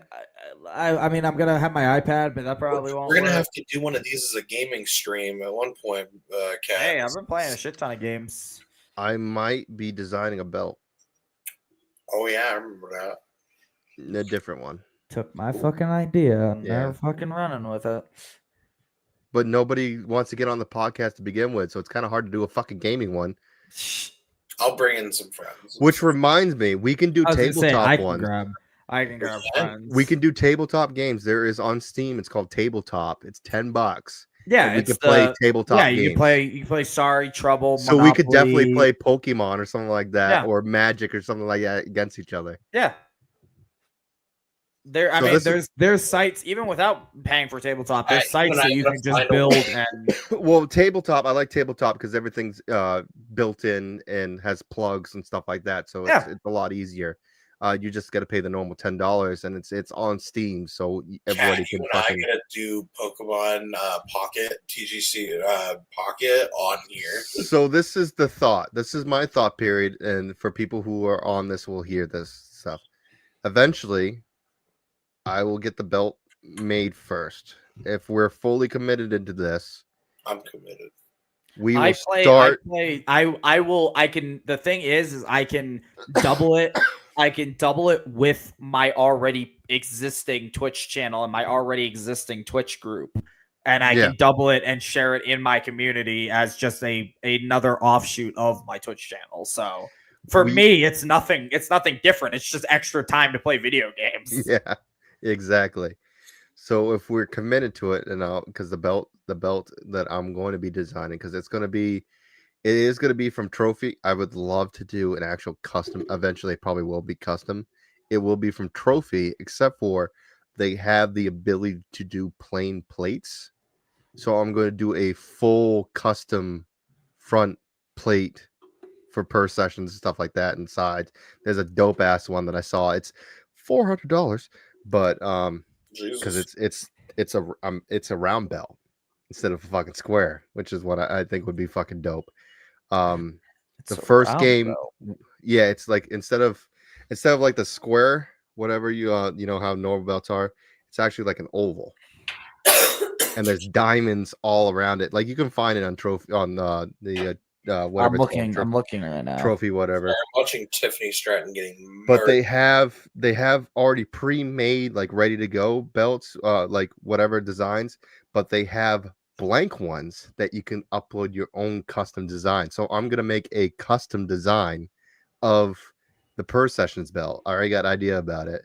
I just haven't put pen to paper yet. And that will be like, even though it'll be from Trophy, whatever the fuck it's called, but it'll be different and unique than their designs. But like I said, that's like $300-$400 because of diamonds and shit all around it. First match will be It's obviously gotta be this WWE one. 2K. What's that? It's gotta be this one that I'm looking at. Probably is. Because this one I'm like, this is the only one is it this one? No. No? Okay. Nope. I don't. It's Yeah, the You're gonna make me fucking show you. Hold on. Heavyweight title, by the way. That's the same one.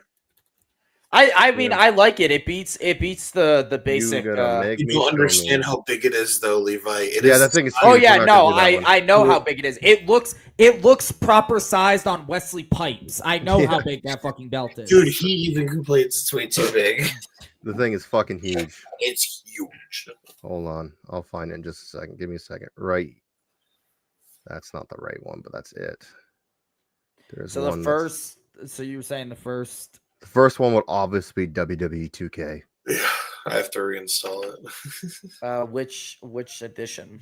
The new. Whatever one that everybody has. I was gonna say which edition. And then that one. The winner of that. Except you can't say whichever one everybody has, because if we don't have the newest version, we won't be able to play with each other because they shut the servers down for the old games. Okay, so I guess we'll all. So have everybody's got to fucking have 2K24. Yeah. Why are the lines? So obviously start that, and the winner will be whoever wins that will have, of course, will win the belt, and then from there, though, it will be like every game that we could think of that we all have will be on a spinner, so nobody will have advantage. Interesting. And it'll be random, so we could be playing games that we've never played before. We'll probably do a number one contenders, and then the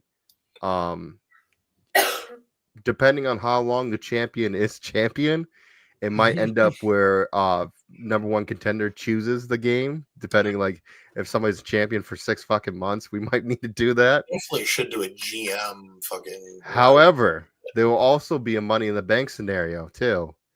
So if you win that, you can cash in whenever. So you could be all the guy has to do is watch you get your ass kicked in that game and then somehow win it. And there he is, fucking cash in. To do that scenario, because I could just picture somebody like Nick's fucking so excited. He's like, it's like, finally, I won. And then all of a sudden he's like, he's just pulling up the briefcase slowly. I got it right here. This is not the same belt that I saw, but this is the one the one that I saw had diamonds and shit all over it, and it was $400. It'll be that design. Interesting. So it'll have its own custom thing in the center, and then on the sides. But like I said, it was fucking. The one I saw had these pieces around it. Wasn't just gold; it was also diamonds. So I don't know where the fuck that is. Like this guy has his own custom image right there. Oh, here we go. Fuck getting the title, y'all. This is what we need. Ultimate hiking championship. Oh my god. Fucking make it like a spinner belt. Who needs a belt when you can have a chain? 5-pound gold chain. 2 chains ain't got nothing on this shit. Hell nah. Make it like a fucking spinner belt. 5-pound gold chain. Let's go. Sit there just like. If you make our shit a spinner belt, bro, I'm ordering one. No, I'm not. I'm making it a spinner belt. No. Maybe they got rid of it. Did you realize that whatever you get, Big Cat, you have to make 2 of because of this? I know, because I'm not gonna. Yeah, be no, it back and forth. I literally. That's why I'm looking at Trophy, because I'm like, yeah, you can design one. I'll design my own and just buy it myself and just keep it. And then when I'm the champ, whoever has the prior belt is no longer champ, and I'll just have mine that I can keep. Somebody's gonna end up doing a Kevin Owens deal and just be like, "No, it's mine."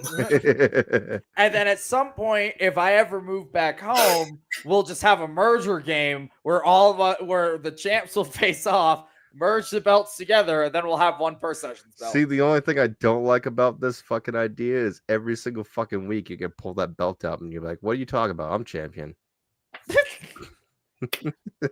What are you talking about? What do you think's gonna replace my undisputed title back here? Should we do championships or should we do rings like the fucking AEW ring? Oh, Jesus fucking Christ! No, because if we have the title, then whatever promotions we're working for on a weekend, we bring the belt. Fucking Matt Cardona, and you come out with the fucking Per Sessions title. Fuck yeah, that's a good idea. Per Sessions champion. Well, I already have for MPW, I have Meg saying, because we had retired the Crown of Maine belt from Crown of Maine, the hardcore belt. So now I have her. I wonder why. I was gonna say, I wonder why. I'm moving.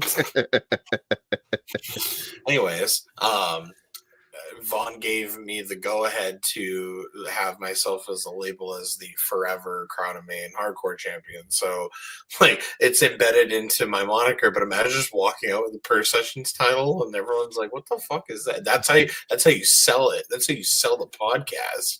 Is just having the title around, and they'd be like, "Oh, what's that? You better watch to find out."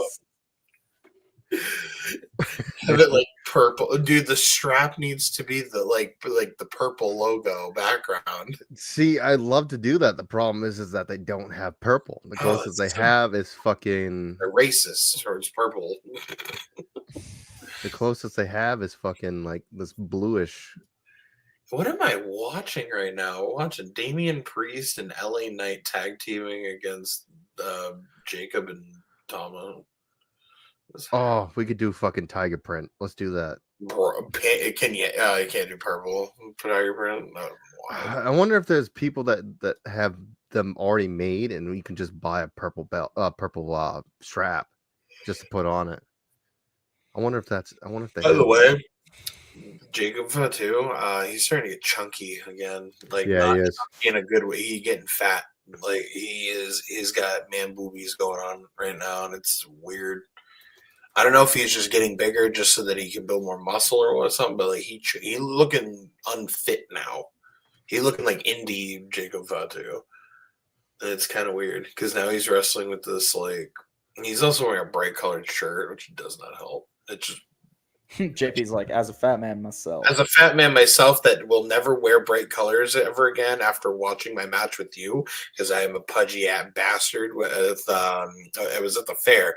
I had worn that white shirt for the first time, and I went, I thought it felt slimming. It looked like a ball of fucking. I wanna show it. I want to show it off on here because I've been editing together editing together. It has taken me 4 days to edit together a fucking a promotional video with like my name and then a bunch of stuff going on in the background that's like from my matches and shit.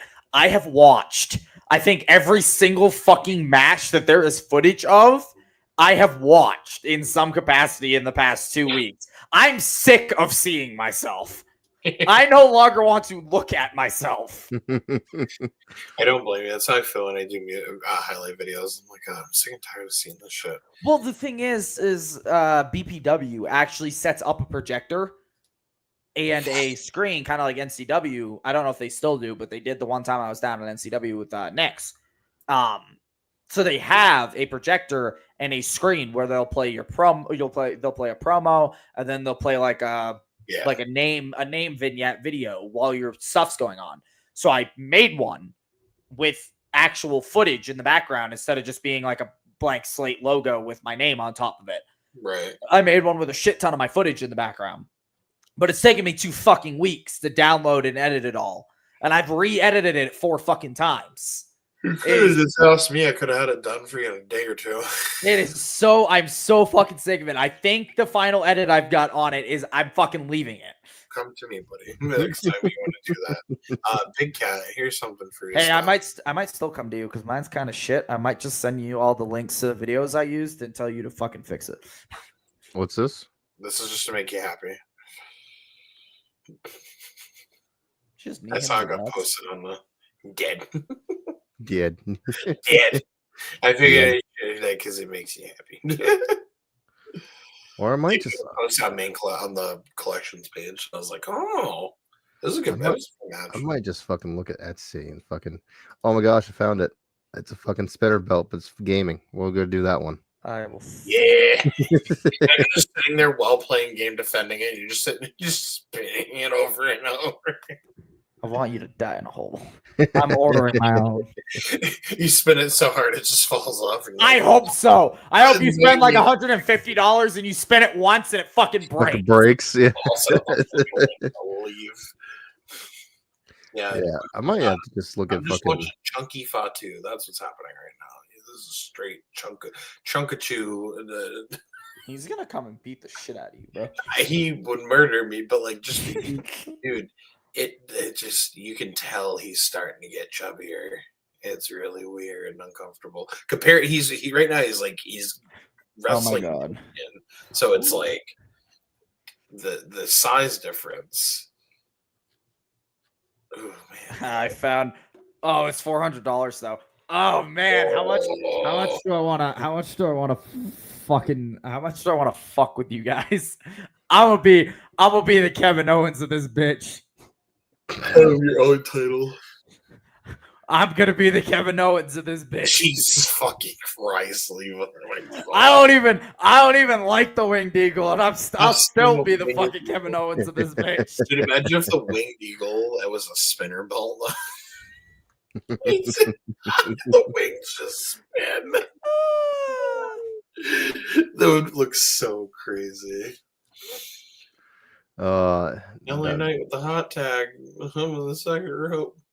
Where are you going? So I guess we might as well just get into the last thing while we're all fucking getting all sidetracked and shit. Now I started looking at Yeah, belts. I'm like, dude, Oh I'm my just God. daylight my eyeballs. $1,000. What? $600. I want to actually I kind of want to Oh, contact. $400. Okay, that's not I bad. kind of want to contact and like an actual belt maker, but fucking. So what's funny is I know actual belt makers because I know the people that design and build the belts for a lot of the promotions out here. So I literally could contact my own belt maker and just be like, make this. I could just hit up Brokeback Billy and be like, hey, this is our logo. Like These are my things. Design me a belt. And then he would turn one out in like 2 days and send it back to me. And I'd be like, cool. Billy. Oh, yeah. I might keep that in thought. Like that might be a good idea because a custom belt would be fucking nice. Because he's he can come up with a Brokeback design. Billy, What? because he's Brokeback Billy, bro. I asked him why his name's Brokeback Billy. Because he's Brokeback Billy, bro. If he come up with a Brokeback cool Billy's design, a fucking legend in this state. It sounds like one of those. if he can come up with a cool design that's not like I breaking the fucking guarantee bank. you, if I hit him up right now and asked him if he'd be down to design a custom belt for my podcast, and I sent him the logo and stuff, he 100% could design a belt with both our logos. And if all you fuckers would actually get an actual logo for yourself, I guarantee you he could work all of our logos into the belt. Yeah, I'm working on that because I want t-shirts. I want new t-shirts. This one's kind of cool. I want a Per Sessions Podcast T-shirt or sticker for my car. I kind of like the design of this belt. That is cool. I like that. If it's not gaming wise though. No, I don't. But I don't know what it. I don't know what it is. There's just something about it. I thought it was a Trojan horse for a minute. And I was just like, "Are we advertising condoms?" Like, I don't know what Back it is. to the podcast that we're design. doing. Back to the podcast. I'm dead serious. If he can and give a price, like I don't want to pay too much for it. I would have like to. Well, pushing I'd have to 600 have him design it. I'd have to talk to him about designing it, and then I'd have to hit up the guy that actually built some. Yeah, if pushing Oh, look, a 600 spinner would be. belt. Yeah, talking about her like going getting out of her contract for TNA. We can just skip all this other shit like doesn't matter, like the Logan Paul thing, like that. Basically, she's waiting for her contract to go out so she can go to WWE. She's gonna be in the Rumble. It's what's gonna happen. Naomi's gonna be number 1. She's gonna be number 2, and they're gonna do with that bullshit. That's probably what's gonna happen. So Danhausen was on the Chris Von Vliet podcast. Vliet podcast. And I was looking at my comments and someone said, wow, it's stealing fucking content and putting on your podcast. It's like, no, we are commentating. We're not stealing. I'm not posting the whole fucking show. It's an hour fucking thing. We did 10-minute clips, if that. Who's talking shit? The fucking people aren't fans. I talk shit. I read your comments. Fuck you. No, I'm just kidding. What the fuck is happening? I stopped paying attention for like 3 fucking seconds. Just someone giving me shit for playing the interview and stuff. I'm sorry. It's interesting and I like it. But anyway, go shit on the people that sit and do live reactions. If I could pay for Dan House to be on this podcast, I would, bro. Actually, I might just hit him up. No, because he would ask money. He would definitely ask for money. Fucking, he's big. He's a big guy. That big time. That's why I haven't asked. That's why I haven't asked. Like, big man. and I've only met him once. I've only met Danhausen, which is hilarious. You I didn't met even him know in him. full gimmick. He came out of his car in gimmick, which I thought was hilarious. Sean Killian would do it as Jason X. I broke the fourth wall there. He would literally get dressed in gimmick before he left the house. He would literally go to the store. Okay, so I'm gonna break the fourth wall here. Okay, so or not fourth wall, the kayfabe. I don't give a shit. That last Friday, I go and pick up Cruel from the airport. Me thinking, is he gonna be in gimmick, or I'm like, does this man live his gimmick outside of the ring? And I'm like, if he does, what are the people gonna think as he's walking out of the Bangor International Airport and Hotel Aviator Hotel with that mask on? Arrested immediately, right? So he walks out, he's just in normal clothes. And I had everything in my head that I was thinking of that I was going to say the moment I saw him. All of that went out the window when I saw what he was wearing.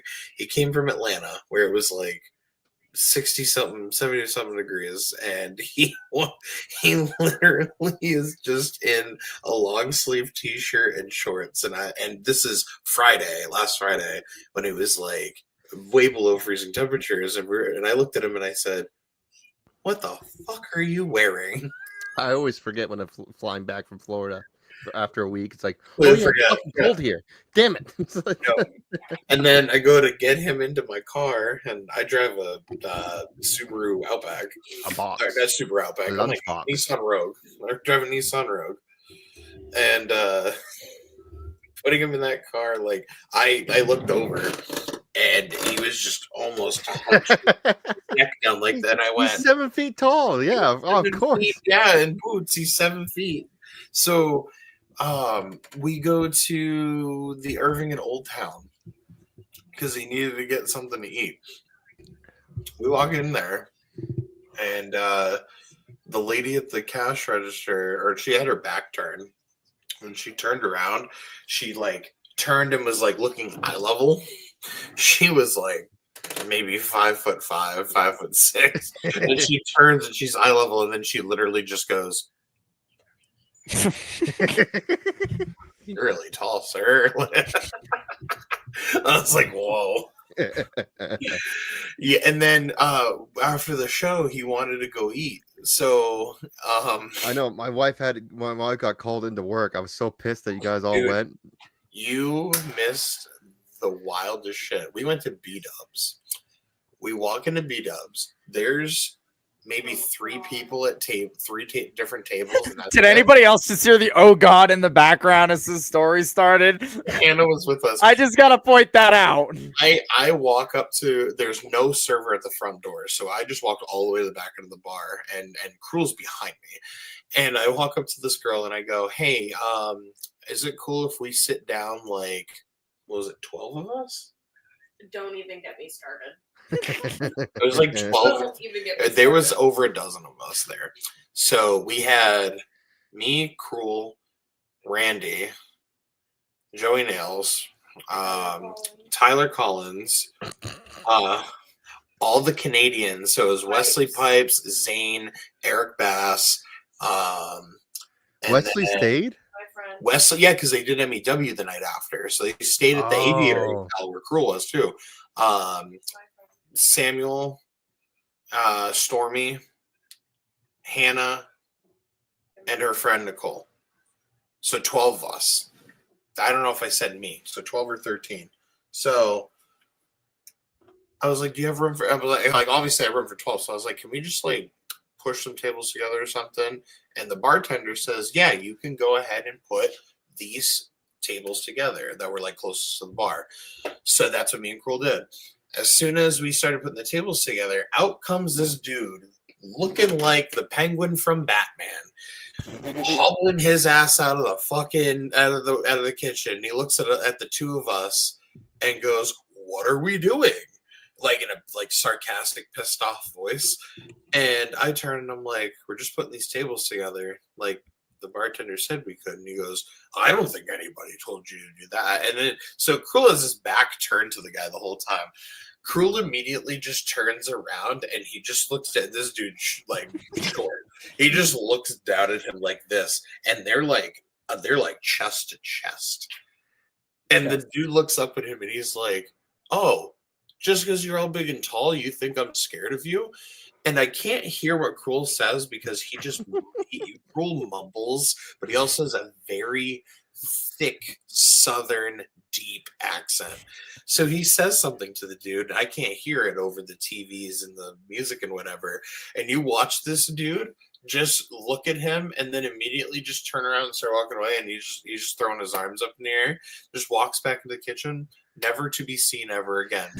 And then Cruel just turns around, faces the bar, and he goes and gets himself a drink and then turns around and sits back at the table. We all go and sit at the table. We didn't get served for almost an hour and a half. All the Canadians left because they were starving. There was nobody else being served in here except for like 2 or 3 people. They had like 2 or 3 servers, and they were just all in the kitchen, and they were probably told by the manager, they'll leave if we just don't serve them. And eventually, but most of us didn't leave. I wanted to eat fucking food. They eventually served us. No, tell them what Randy did. Oh, Randy. Fucking Randy, dude. Oh, God. Here we Randy go. Carver is a motherfucking genius. He's sitting there and he's like, I guess Megan wanted some food. She wasn't with us, but like some people wanted some food. And he was like, well, fuck, they're taking too long. While sitting at the table, he opens up his phone and he calls B-Dub's to-go counter on the other side of the room.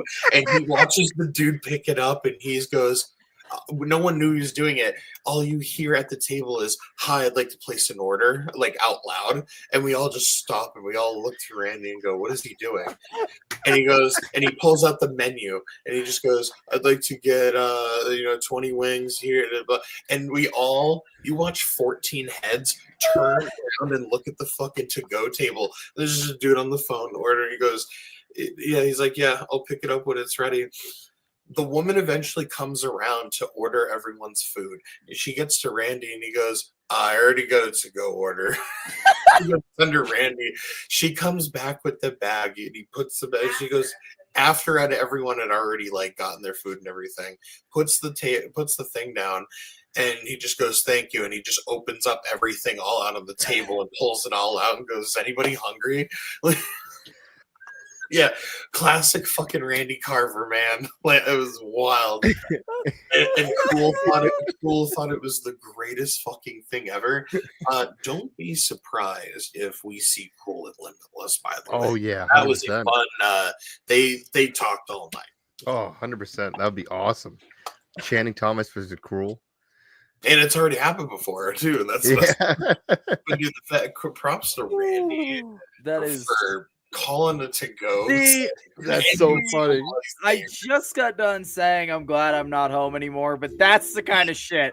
That's the kind of shit that I miss. Randy's the kind of shit that I miss from not being I at love home Randy. anymore. Randy's fucking awesome. That's just straight up. Shout out to Randy Carver. So Danhausen was on this podcast. It's all right. No, that was a good story. Guess who's clipping that? That's who we're clipping that shit. So, so Danhausen is on the podcast and he was asking questions. I don't get a lot here, but I got the ones that I enjoy the most. So this is first one is Danhausen becoming Danhausen.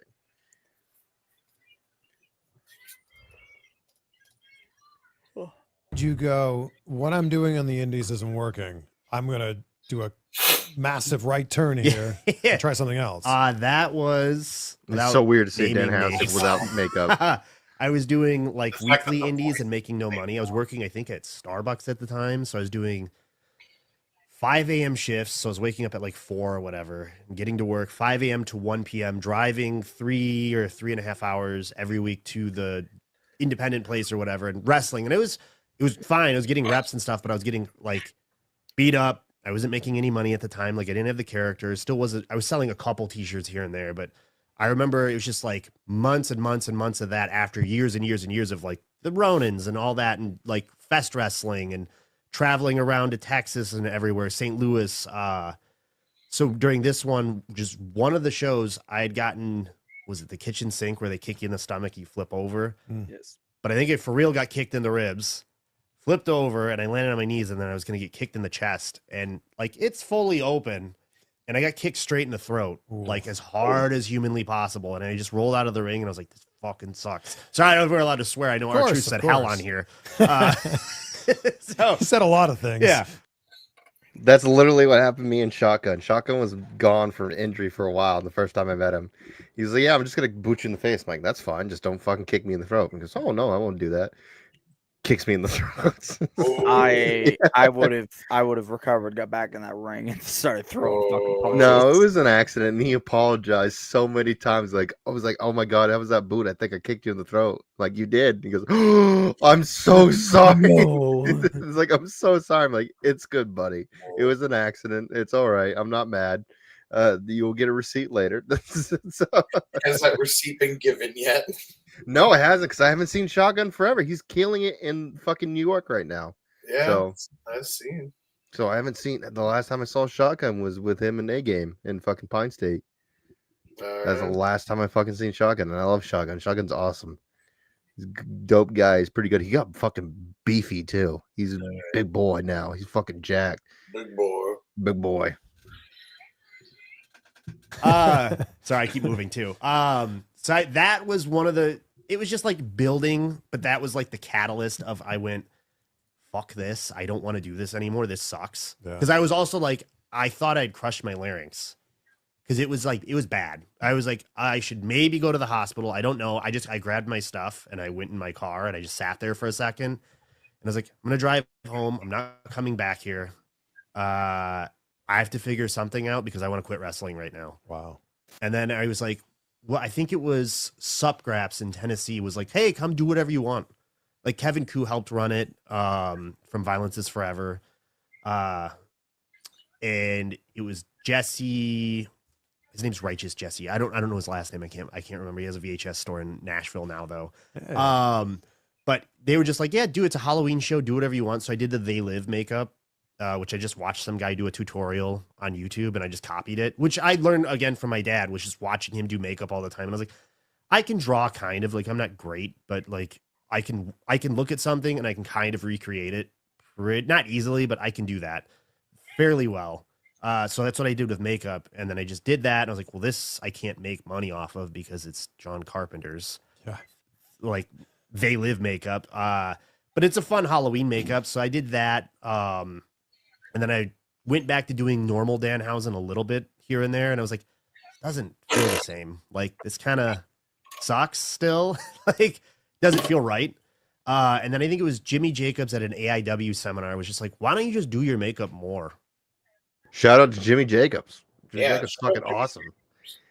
Having a fucking one-on-one with him was fucking great, where he came up for Luke, because him and Luke are fucking great friends. Yeah, in a downtown fucking like community hall bar vet play, like, so fucking random, dude. And I got to work him. I was so happy. Yeah, such a random like place for that to happen. Yeah. And he just decided that same day, he's like, fuck it, let's do some promos, let's do some one-on-one shit. It was so great. And he, like, the worst thing I hated about that scenario, because I worked all day, so I had no fucking idea what I wanted to do as a promo. So I just shot the shit. I'm like, well, fuck it, let's just do whatever. Yeah. And it's on YouTube somewhere. And he talked to me, like, I like it. It needs some tweaking, but it's different. You know, it's not like the whole like, hey, you're like, this is me, like, I'm gonna wrestle you, blah blah blah. You're building kind of a story in your promo. It's like CM Punk-ish and stuff like that, and I like it. Just tweak it and make it better. And when I can focus on a fucking promo, I can do a fucking promo. It might take me 30 takes, but I can. I'm not good at them, but I can definitely sell a ticket if I need to. But just having that communication with him and all the guys, it was awesome. And yeah, I like that inspiration. Like Austin and Punk, they both have like similar style, like promo type deal. And I pull from that, because I just trying to like hook them into not only my character but like this match, whatever. Like the one I'm eventually going to cut on Samuel Matthews is going to be fucking dark, and I'm looking forward to it. And I'm hoping that will fucking, you know, dig some people in for that. Finally, like when we get to touch again, I get to beat the oven limb piss out of them. When you get to touch. Yeah, I thought that's. I was about to make that same joke. Touch dicks. You guys don't do docking? No. Anyway, or like all the time. He's like, I watched you do it. All You right, seemed I'm- very I'm done. comfortable. I'm done. And then I watched you not do it again for a few shows after that, like just clips or whatever. And it's like, you don't look like you're in your own skin. And I was like, okay. And then I started doing it more and more and more and more and started getting more comfortable with it. So, but that was the horror serious version. So that had to develop more, but that lasted for a little while. yeah, that's pretty dope. Like the Good freeze development good for the development of Danhausen, like kind of like the same style of Warhorse. You know, he started off like that, and then he did like the Macho Man Hulk Hogan style Warhorse, which was awesome. And then he's back into his normal character, similar to what he was before, but still different. But he's killing it. Thanks for the input, guys. You're I'm awesome. sorry. My brain was not computing. My brain is slowly fading I away. was just listening. Like I was enjoying Yeah, this. for You talking. fucking have for not have talking. input in all the time and not there. Fuck you, bitch cat. chat for talking. I get bitch chat for not talking. I can't fucking win. Why do you guys think I disappeared off the podcast for fucking 2 months? Oh, stop! I have I not figured- listened to the podcast since I've joined. Minus the exception of any shows. Stop, you fuckers. Good. Maybe he should have just fucking invited you from the get go. Saved me the goddamn headache of dealing with these fucks. Hey, at least you're fucking here and enjoying your time, you piece of shit.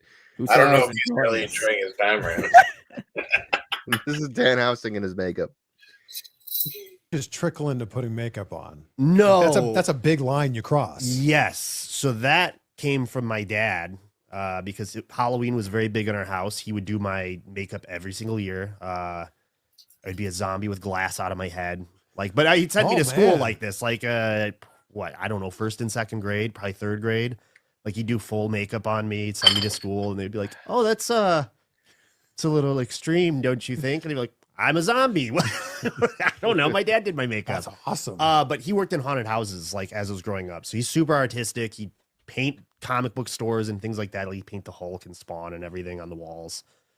He'd make my costumes like homemade. We did a Kane one year where he took a Jason mask and he painted it and melted it and used like hot glue and stuff because I don't think they were selling Kane masks at the time. So he took a sweatsuit and pleather and made me the red and black Kane suit. So there's a photo of that somewhere. I don't know. What? My My guy will find it. yeah, He's the best. it's been posted somewhere on Twitter and probably Instagram and everything. But there's the zombie, there's Dracula, like that slowly just has always been in the back of my head. So that's always been there of wanting to do that. Wow. Like the horror character or Yeah. including the horror stuff into it, but not knowing how because it's usually not great. There's like a few examples where it is. But generally it's always kind of like you're either the tough guy or you're the horror character or like, whatever. Like, so yeah, that eventually got there. Yeah, just the whole like, I like it that bringing in like that's usually when the people are like their best character for wrestling. They're just bringing something that from their personal life into their character helps them, feel better, which is why I had such a hard time with Ox. Like that wasn't me at all. I was basically mimicking my partner at that time, and I fucking hated it. Fucking hate it. I might bring the mask back and do something different at one time, like maybe here and there, but no, it was not comfortable. I fucking hated it because I didn't want Big Cat to be a heel at that time, so I did it Ox, and it's just you could just tell that I just fucking hated that gimmick. It's like fucking like this sucks. This is stupid. Didn't help that the announcer would announce Big Cat. It's like no, it's like stop saying that. I'm not Big Cat. God damn it. Oh shit, dude. I didn't pull it for this, but I listened earlier that he actually trademarked his face paint now. Yeah, because apparently there was a magic card that was very similar to his face paint. He goes, I probably should start trademarking this so I don't get in trouble. And I guess that's where Sting eventually, like, since the guy knew how to do it, he recommended to Sting instead and trademarked his face paint as well. So pretty dope. Hell yeah, brother. We're so close to being done, buddy. We're so close. In my chair, literally right now. Holy shit, dude. So we got this is when Danhausen started realizing that he started getting popular on the indies and stuff like that. The momentum really start to build. When did the popularity still really start to be there? I would say, so I was scheduled to wrestle Effie, and that was when he was like first also like getting some notoriety, because we also done Florida indies together. Just when we first started, like at Fest Wrestling, we wrestled I think every single show for some reason, which was 2015 or something around there, 2015, 2016. But we had Black Label Pro, and we were supposed to have like an 8-minute match or something, and they're like, sorry guys, people went long. You have, I think it was 4 minutes. And we're like, okay. Don't you love that? And that's where I did the teeth for the first time, because I was like, well, if I could do this weird. That was the biggest problem with fucking the stop it. The Bangor, fucking not Bangor, fucking what kind of Tourette's Boston attack did you just have? All I'm hearing is. Fucking everybody else can hear it too. So man. Yeah, so I can hear it. JP's like, not me. Cat's like, I hear the fucking voices. The cockroach is in my fucking brain. They had way too many matches in Boston and went way too long, and it actually ended up cutting the main event. And we've talked about this multiple times. And First Sessions mascots here. And like so many people, it's like we would 100% cut our match just for the main event. Like, why didn't we have the main event? Because that was what was on posters and on literally on billboards of this match, and it never happened. Yeah. So Ichiban versus Alec Price. Oh. Yeah. Never happened. And it was never on a happened. billboard in Boston. Yeah, it was on a billboard and never happened because we ran out of time. The fact that our mascot is actually a disabled cat is hilarious. Well, in my defense, yeah, we're all disabled. This one's just physical. I mean, I think me and Nick have talked about the story on here before. We're all mentally. Yeah, we have. This one's just physically broken. Hey, that's Samuel Matthews' cat. How come? Yeah, exactly. It's Samuel Matthews' cat. Like actually, it's wintertime. It's my cat. No, he has CH, so his nerve he gets them during the summer. So his legs, nerve endings are connected to his brain, so his legs go wherever he wants. No one needs to know. That's the good thing about a podcast. Sometimes you can talk inside jokes. Not every joke needs to be explained. That's how comedy works. No, we were auctioning off JP's shit when he was gonna die from cruel. So. Oh yeah, JP's brain just caught back up to itself. Yeah, no, I realized. Listen, I am so fucking tired. We're almost done here. We're almost done. Yeah, he's been saying that for 25 minutes now, huh? Stuff that I kind of want to experiment with. You should know how bad I am at time. Effie's the guy to do that with. So that's what I was like. I used them like thumbtacks for that match, and I just poured them out. I think we did a superplex as the finish on the teeth. Yeah, I took that 4 minutes or 5 minutes or whatever it was, and we got a little bit of buzz off of that because people were like, oh, teeth, that's weird. And then I just rolled with it and kept putting out stuff and more and more and more. Like, it's all like, I try to tell this to people like who are coming up and who have had some success. I'm like, you have to just continue with that momentum no matter what. Like, just roll with it. Like, keep it going up as much as humanly possible because you don't know when it's going to end. And I think you also need to remember that, especially when you're on the indies, the crowd that saw you in Illinois is not the same crowd that's seeing you in California or Florida. No, or you wherever. kind of have to pretend it's the first time anybody's seeing you every single time. Yeah. Unless, like, if it's somewhere like freelance wrestling, generally I know that their crowd knows who I am at this point. Like, I've done their shows so many times. Sure. That's a different story. But yeah, like last night in Atwater, California, like that's 4 hours from Los Angeles. They don't all know who I am. Yeah. So, like, this is a show where you have to go, oh, well, this is me, and kind of give them not the greatest hits, but the greatest hits. Like, this is why I always look back at, like, the John Cena getting the 5 moves of doom thing. And it's like, yeah, that's genius. Yeah. That's what everyone should be doing, because each time you have to pretend like you have to do your thing so people know what your things are. So then eventually it does catch on everywhere. And that's just how it works. Some good insight for indie wrestlers that are watching or like trying to bring up. Yeah, that's definitely 100% like on point, good fucking information to have. Always feel like you're doing something. You're in front of a new crowd. People don't all know who you are, so get yourself fucking over. Donkey Boy learned that the hard way outside of Maine. That nobody knew who the fuck he was. He's like, oh, no one's beat bopping to my fucking music. Oh shit, I got to get myself over. I bet you in Colorado is the same story. You know, no one knew who the fuck Levi Spade was, and you had to show them. Nope. And I showed him. I showed him at the Alpha 9. Yeah, you did. I literally walked out the curtain. I will never forget, because for the Alpha 9, I was in the qualifying scramble match, and I literally walked out the curtain to the music. It wasn't my music because it was all the same song for all 9 of us that were walking out. So I was first. So I broke the curtain. Dead silent. They had no fucking idea who I was. And I just looked at them, and I was like, wake the fuck up! And they all started cheering. And high-fived, did all the things, got in the ring. Everybody else started coming through the curtain, and the ref walked over to me and went, that was a hell of a pop for your first ever time in front of this crowd. I went, I know. It's almost like I know what I'm doing. Always bring up that story fucking from Supernova, where the crowd was dead for 5 fucking matches. And you just walked up to me and went, Cat, you grabbed me like, please wake them up. God damn it. Like, get them going.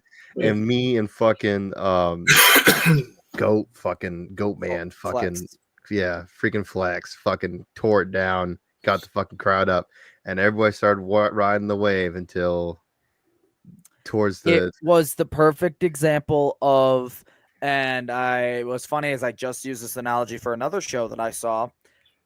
The beginning matches make the rest of the show. Right. If your beginning matches is a bunch of moves, no crowd work, no fucking waking the crowd up, 3 matches in, the show might as well be over. Right. There's no fucking reason to have a show because the crowd's not going to wake up at that point. 3 matches in and then an intermission and then 2 more matches at the end card. Crowd's not going to wake up. There is no waking them up. Crowd's leaving at that point. If it's intermission, they're just going to be like, you got to fucking wake them up. If you're the beginning matches, you got to wake them up. That's one of the biggest things to learn as somebody up and coming. You got to be able to wake the crowd up. Focus on crowd work, not on the moves. Because you're the first or second match on the fucking show, you ain't doing shit. Because all the shit is being saved for the rest of the fucking matches. You got to focus. You got to know how to work a crowd. You got to know how to work the crowd. Well, you got to know how to wake the crowd up without having to do a bunch of fucking moves. Right. Well, that's what I loved about working at NAWA for fucking doing the fair shows, because that's exactly it. You are working the crowd. Fucking Larry will come up to you and you're like, you're not doing anything stupid. Not doing these extreme moves, superplex, shit like that. No, this is all crowd work. Yep. People pop for the simplest shit. Fucking arm drags and hip tosses. Don't need to be doing extreme stuff. This is the time to work on your character and to work with the crowd, to get the crowd on your side. We get fucking suplex pops out here. And you know why? Because a lot of us don't do other shit. A lot of us work the fucking crowd. And when you hit somebody with a suplex after having worked the crowd for 5 minutes, the crowd feels like they're the ones that just fucking gave the dude a suplex. Yeah. The crowd feels like they're the ones fucking in the ring doing shit. Exactly. Geno's is like the biggest example. We always bring it up. God, I miss Geno's. Geno's is fucking the basic. They pop over the simplest shit. God damn. It always goes over. Every time I grab a man by his genitalia, they fucking scream to the fucking heavens. Fucking every Can fucking we as soon as they clip see you. Can we just clip every time I grab a man by his genitalias and just clip it? I have enough footage to literally put a Geno's compilation together. You just grabbing the people. Same thing with me getting kicked in the nuts. Like that's the one thing that everyone's like, why is I keep getting between that and watching Kyle Huntley miss a moonsault? It is enough footage. Yeah, there's so many of those. I'm so pissed because every Geno's match I ever worked, there's no footage of. Yeah, Well, they just started filming. I was gonna say now it is basically because the channel Limitless Dojo got switched to what is it, Maine Wrestling now? Maine Wrestling Connection. Yeah. So now everything gets recorded. If fucking any It's of the so annoying because any of the I'd love to dojo be able guys, to look everyone's back recording it. I'd love to be able to look back on me and Lee, my first time I worked Geno's, and I'd love to be able to look back of the Seawolves versus Heresy and Booker because that match was fucking great too. Yeah. No 100%. footage.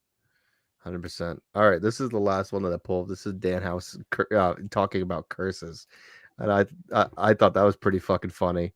Like where did this come to be and shit like that. Happens when Danhausen curses someone. Hopefully it works.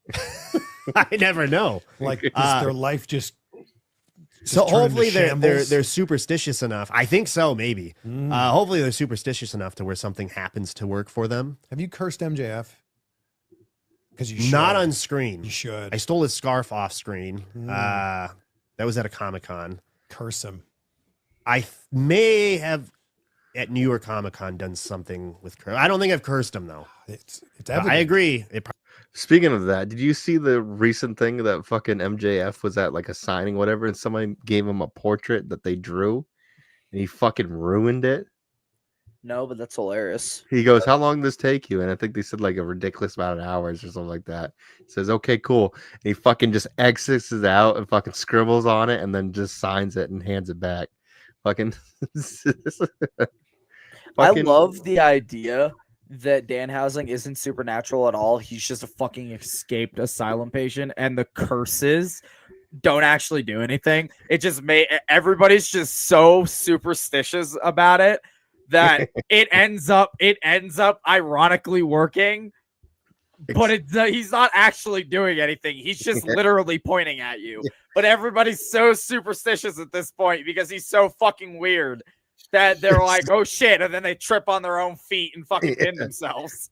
Except for William Regals, he had a reaction, and he brings it up, and I actually pulled the footage of him talking about it too. So let's continue on. Probably needs to be done. Deserves it. He does deserve it. He deserves it. Yeah. But do they feel it immediately? It's an individual experience every single time. Just go. William Regal seemed to feel He it. seemed to feel it. He seemed to get electrocuted or something. Yeah. I don't know. Yeah. And then I got yelled at at by Brian Danielson to uncurse him. So that's why he was uncursed. Danhausen has a proposition for you. Either you give Danhausen the suit for free, or you're cast! Give me your shoes. Give me your shoes.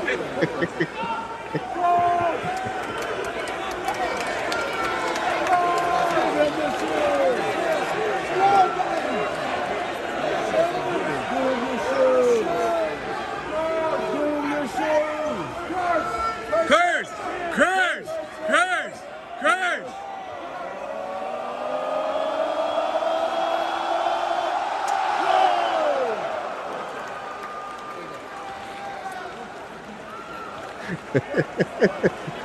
The hell?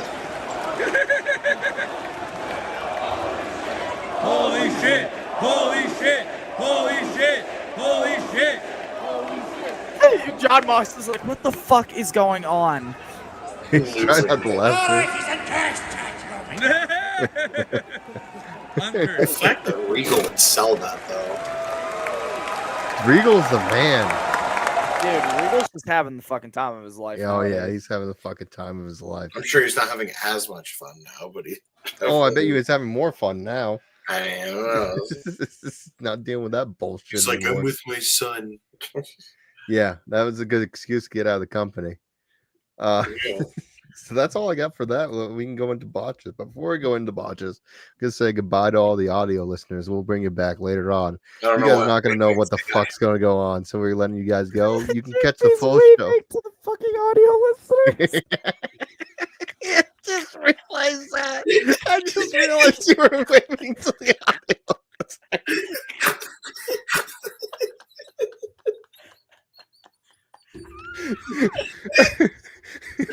I gotta remember to clip that too. I'm so sorry. I want to say goodbye to all the audio listeners. You can catch the live show only on YouTube and Twitch, 9 p.m. Eastern Standard Time. But thank you, audio listeners. Standard. Yeah, thank you, audio listeners that listen to on Apple Podcasts, Spotify, iHeart, all those great platforms. Like and subscribe for those who are still watching. Rate 5 stars. Yes, and rate us 5 stars for the audio listeners. Here is the botches we got. I got some pretty good ones for you guys this week. I hope so. Is one of them JP waving at the? that will be definitely next. That will be definitely next week's botches right there. I'm pretty sure it's this one right here. No, it's this one right here. Plot twist is just どうか抱え上げてこのまま落とすかハイグドライバー完全に失神大技のお返し宮本さん Dead as hell. 新しいプリンセスビクトリアねえ大丈夫でしょうか大丈夫ですねさっき真っ青でしたけどもね今ちょっと She couldn't move. Her neck was fucking compressed. They had to pull it out. They had to freaking give her freaking. That's fucking insane. Yeah, right there. It's like, oh, this is not good. Hey, you're not going anywhere. Yeah. Hey, I'm just gonna say that'd be a hell of a way to sell a pile driver. It would be actually, yeah.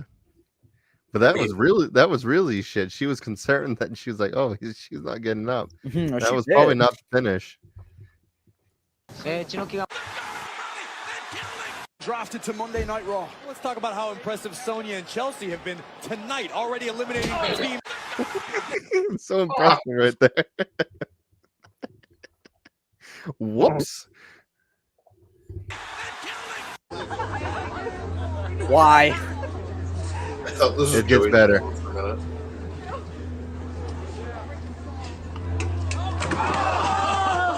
I am the table. This kid was always a dumb fuck, though, wasn't he?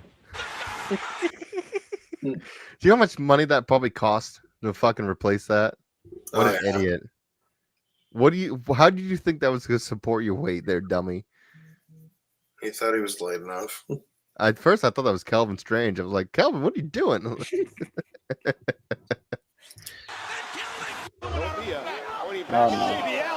No, Jesus. They're turning it around. Double. Oh, please, no. No, don't. Oh. Yeah. That's how you give yourself a spike pile driver. Yeah. That's how you pile drive yourself. Yeah. Yo, I'm selling every drop kick like that from here on out. You're just gonna head dive. You drop kick me, that's what you get. Damn. I think we've already shown this before, but it's good to. Oh no, Yeah. He's dead. That would have been Andy if we didn't do it right. And he did. That is accurately what Andy looked like.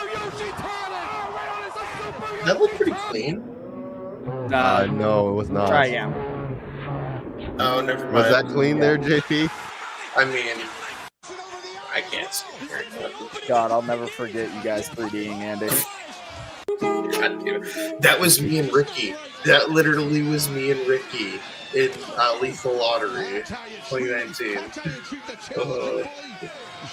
I remember this match. I was going like, "What the fuck are you doing?" Holy right. Great too. Sure, let's try the same spot.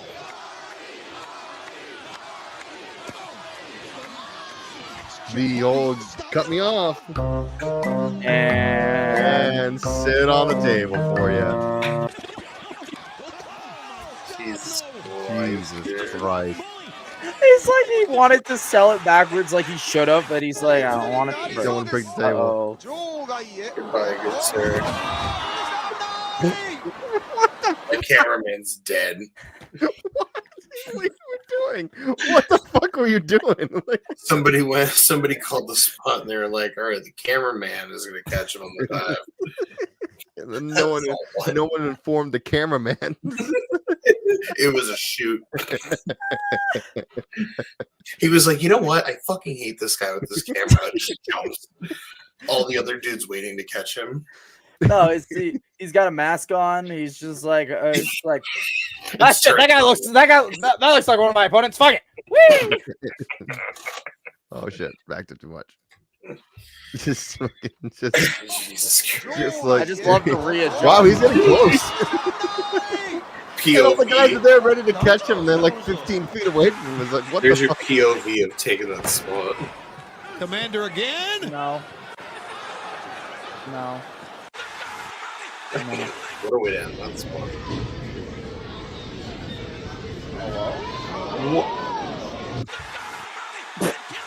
Anyone My makes an God. end to that? No. Oh, hell yeah. Let's go. Death. Oh, Rhea Ripley style death. Oh, she kicked that. I would not have kicked that. No. Not American. No. She's murdered. She's fucking concussed or She is fucking out. murdered. Oh, no. Now she's even more concussed. Ready? Oh, Pazuzu! Goodbye. Death. And Jesus Christ. Yeah. And That was what I love is the guy in the. Did you see the guy in the background ready trying to jump into the ring? Watch up top. Watch. Oh, fucking fucked it up again. Stop fucking doing that. I'm sorry. Watch the guy up top trying to get in the ring. I guarantee that you guys ass whooped. Oh, I bet he did. Oh, that was beyond America Rana. I just don't know which one, what hero that was. Like it's Oh, up the that's logo. crazy. That is my favorite thing to watch. Are fans that jump into the ring. God, like my intrusive Supernova feelings just kick right in when I It's- see that shit. It's funny because at the Taco Fest last year, I was straight up told that they had a bad history with fans that got college kids that would get drunk and then jump the ring. And I straight up told the promoters, I was like, I'll tell you right now, if I'm in that fucking ring and a fan jumps and gets in that fucking ring and tries to do something, I am going to knock the fan the fuck out. Did you like that? Remind me, you guys remember this fucking thing? It's probably gonna be a copyright strike, but It's just okay. the reason I love cares? it so much is because nowadays it's happening more and more because so many people think pro wrestling is fake and doesn't realize that. That's a classic. Oh yeah. They're just gonna stand here. That's not what I was looking for. That's that match, but that's not what I was looking for.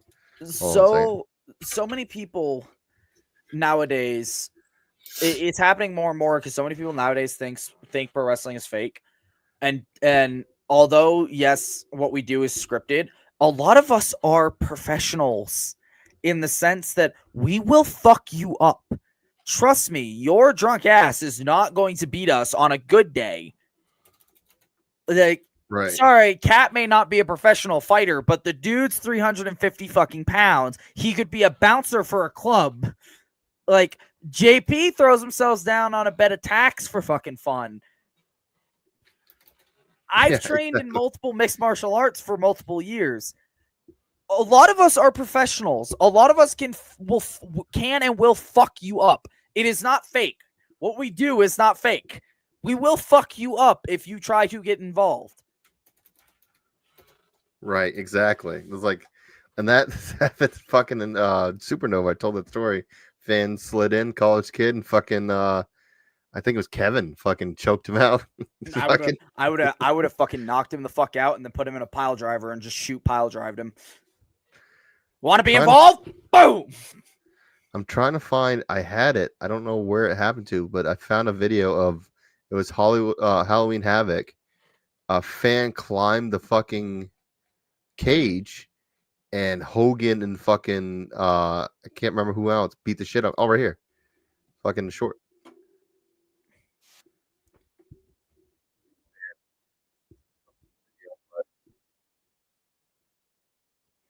This became a Rick getting ready to wrestle.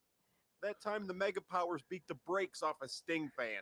Hogan and Macho Man were putting the beats on Roddy Piper until this dude in the crowd had enough and started Spider Monkeying the cage. This guy either became a Ric Flair fan or just completely stopped watching wrestling after Sting didn't come save him.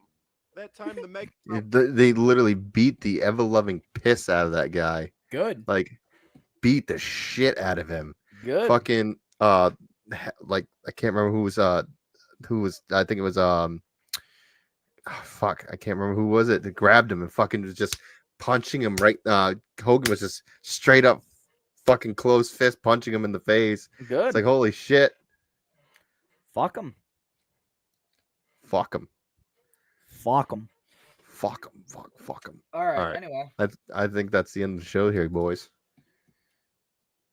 Sorry, boys. My child is very sick right now, and she's trying to get her to break a fever, so she's been a mess. So just plug your shit and take care of that then. Yeah. Oh yeah. Her fever just broke now. Luckily. JP O'Reilly, Facebook, Instagram, TikTok. Probably Manga Box, and I'm just kidding. Hopefully, I'm not in there. Red Tube, Pornhub, all the fun stuff. I'm kidding. Find them in the gay section. Find them in the trans section. I'm just kidding. It's true. I've seen it. Wow. That's where that paycheck came from. Hey, welcome back, audio listeners. Yeah, Jesus Christ. He's fucking leaving to the audio listeners. That will be a short tomorrow. It wouldn't have been as funny, except it was so genuine. It genuinely was actually genuine. You said goodbye to them, and he genuinely waved. It wasn't a joke wave. It was just so fucking genuine. Our audio listeners, and me just looks at the camera and, for seriousness, just waved. Me. That's how tired I am. That's why I'm going to sleep now. March 8th, Gino's. No, March 7th. I think it's 7th. I don't even know what that day. 7th or 8th. I don't know. I don't have a calendar in front of me. Whatever the second week of March is, Gino's on that Friday. I'm supposed to have New World Wrestling in Rhode Island the next day. I don't know what I'm doing yet with that. The 14th has not been of March has not been confirmed, so I can't say what it is yet. Actually, no, it was confirmed with Eric. It was Ring Wars 3, I believe. We're not gonna know what the fuck's gonna go on, so we let you guys go.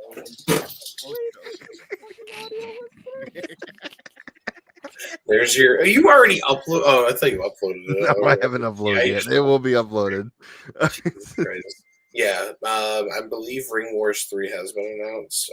I just don't know. It has for March. Okay, March 14th and March 15th is MPW's 1 year anniversary. Followed by the weekend after that, Saturday the 22nd, I believe it is, MEW returns.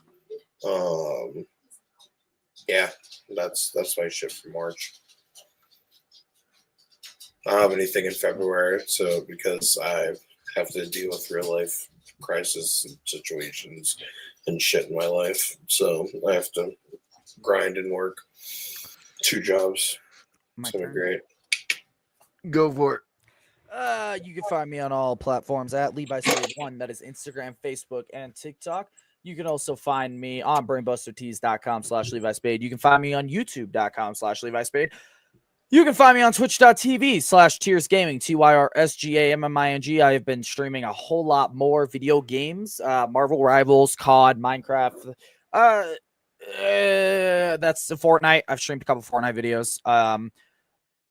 You can find me next at, I believe, you can find me next at Primos Pro Wrestling, Feast or Famine. Marlon Bishop Chopping Block presents Feast or Famine. That is Saturday, February 16th. It is our first show at the Roxy. We're trying to make it a good one. You guys fucking slammed at the Brick House. It was full as fuck. It was a great show. So we want the Roxy just as full. Marlon Bishop has notified me that I am taking on Frankie Gonzalez, one of the class of 2024 into 2025 Primo Butcher Shop students. And Frankie, I got some words for you, so stay tuned for that. And after that, the only other show that I got going on in February is BPW Battleground Blitz, February 22nd, 2025. That is at the Greeley Rec Center in Greeley, Colorado. Of course, the Roxy's in Denver, Colorado. So if you're in the area, check out BPW on 26th and check out Primos on the 16th. And of course, if you're not in Colorado, but you've got nothing to do that Sunday, you can watch us live on Triller TV, TRILLER.TV, Primos Pro Wrestling. Come watch me choke Frankie Gonzalez out, because that's what I'm going to do. And other than that, I think that's everything, everywhere you can see me. Stay tuned. And yeah. There you go. Ring Wars tomorrow. Oh, yeah. Next versus Hyperputin. You know where I'm going to be during Ring Wars? Watching Royal Rumble. I'm going to be right there in that chair right there watching Rumble. You just text us like, oh. Yeah, I'm just. You know what I'm gonna be during Ring Wars? Probably playing D&D, because Saturday's my D&D game. Well, lucky you. Fuck you. You can find me, Big Cat Tyler. Not my fault. Your kid got sick and fucking almost choked to death when we were playing the one shot. Me out of the game, and then no, we never finished the game. I still haven't fucking rerun that one shot yet. Big Cat Tyler Adams on Instagram and TikTok. Tyler Adams on Twitter. I don't use Twitter. And Facebook. Purr Sessions on all platforms. You can find Purr Sessions Wrestling Podcast on all audio platforms. Apple Podcasts, Spotify, iHeart, Pandora. You're fucking something, bro. You're gonna watch this shit back and you're gonna be like, what the fuck was I on? Nothing. He's so high. He's so high, Chad. In a sugar crash. Tyler Adams on Pro Wrestling Tees. You can buy my merch. And then, of course, you can catch us live every Friday, 9 p.m. Eastern Standard Time on Twitch. 7 p.m. Mountain Standard Time. We do have listeners in Colorado. Well, that's why I say Eastern Standard Time, so people know go 7 o'clock. I'm not going to fucking 7 o'clock on this time, 4 o'clock 9 p.m. Mountain Standard Time, 7 p.m. Eastern Standard Time. How is that so fucking difficult for your dumb ass? Because I will forget. Remember? That's why. Yeah.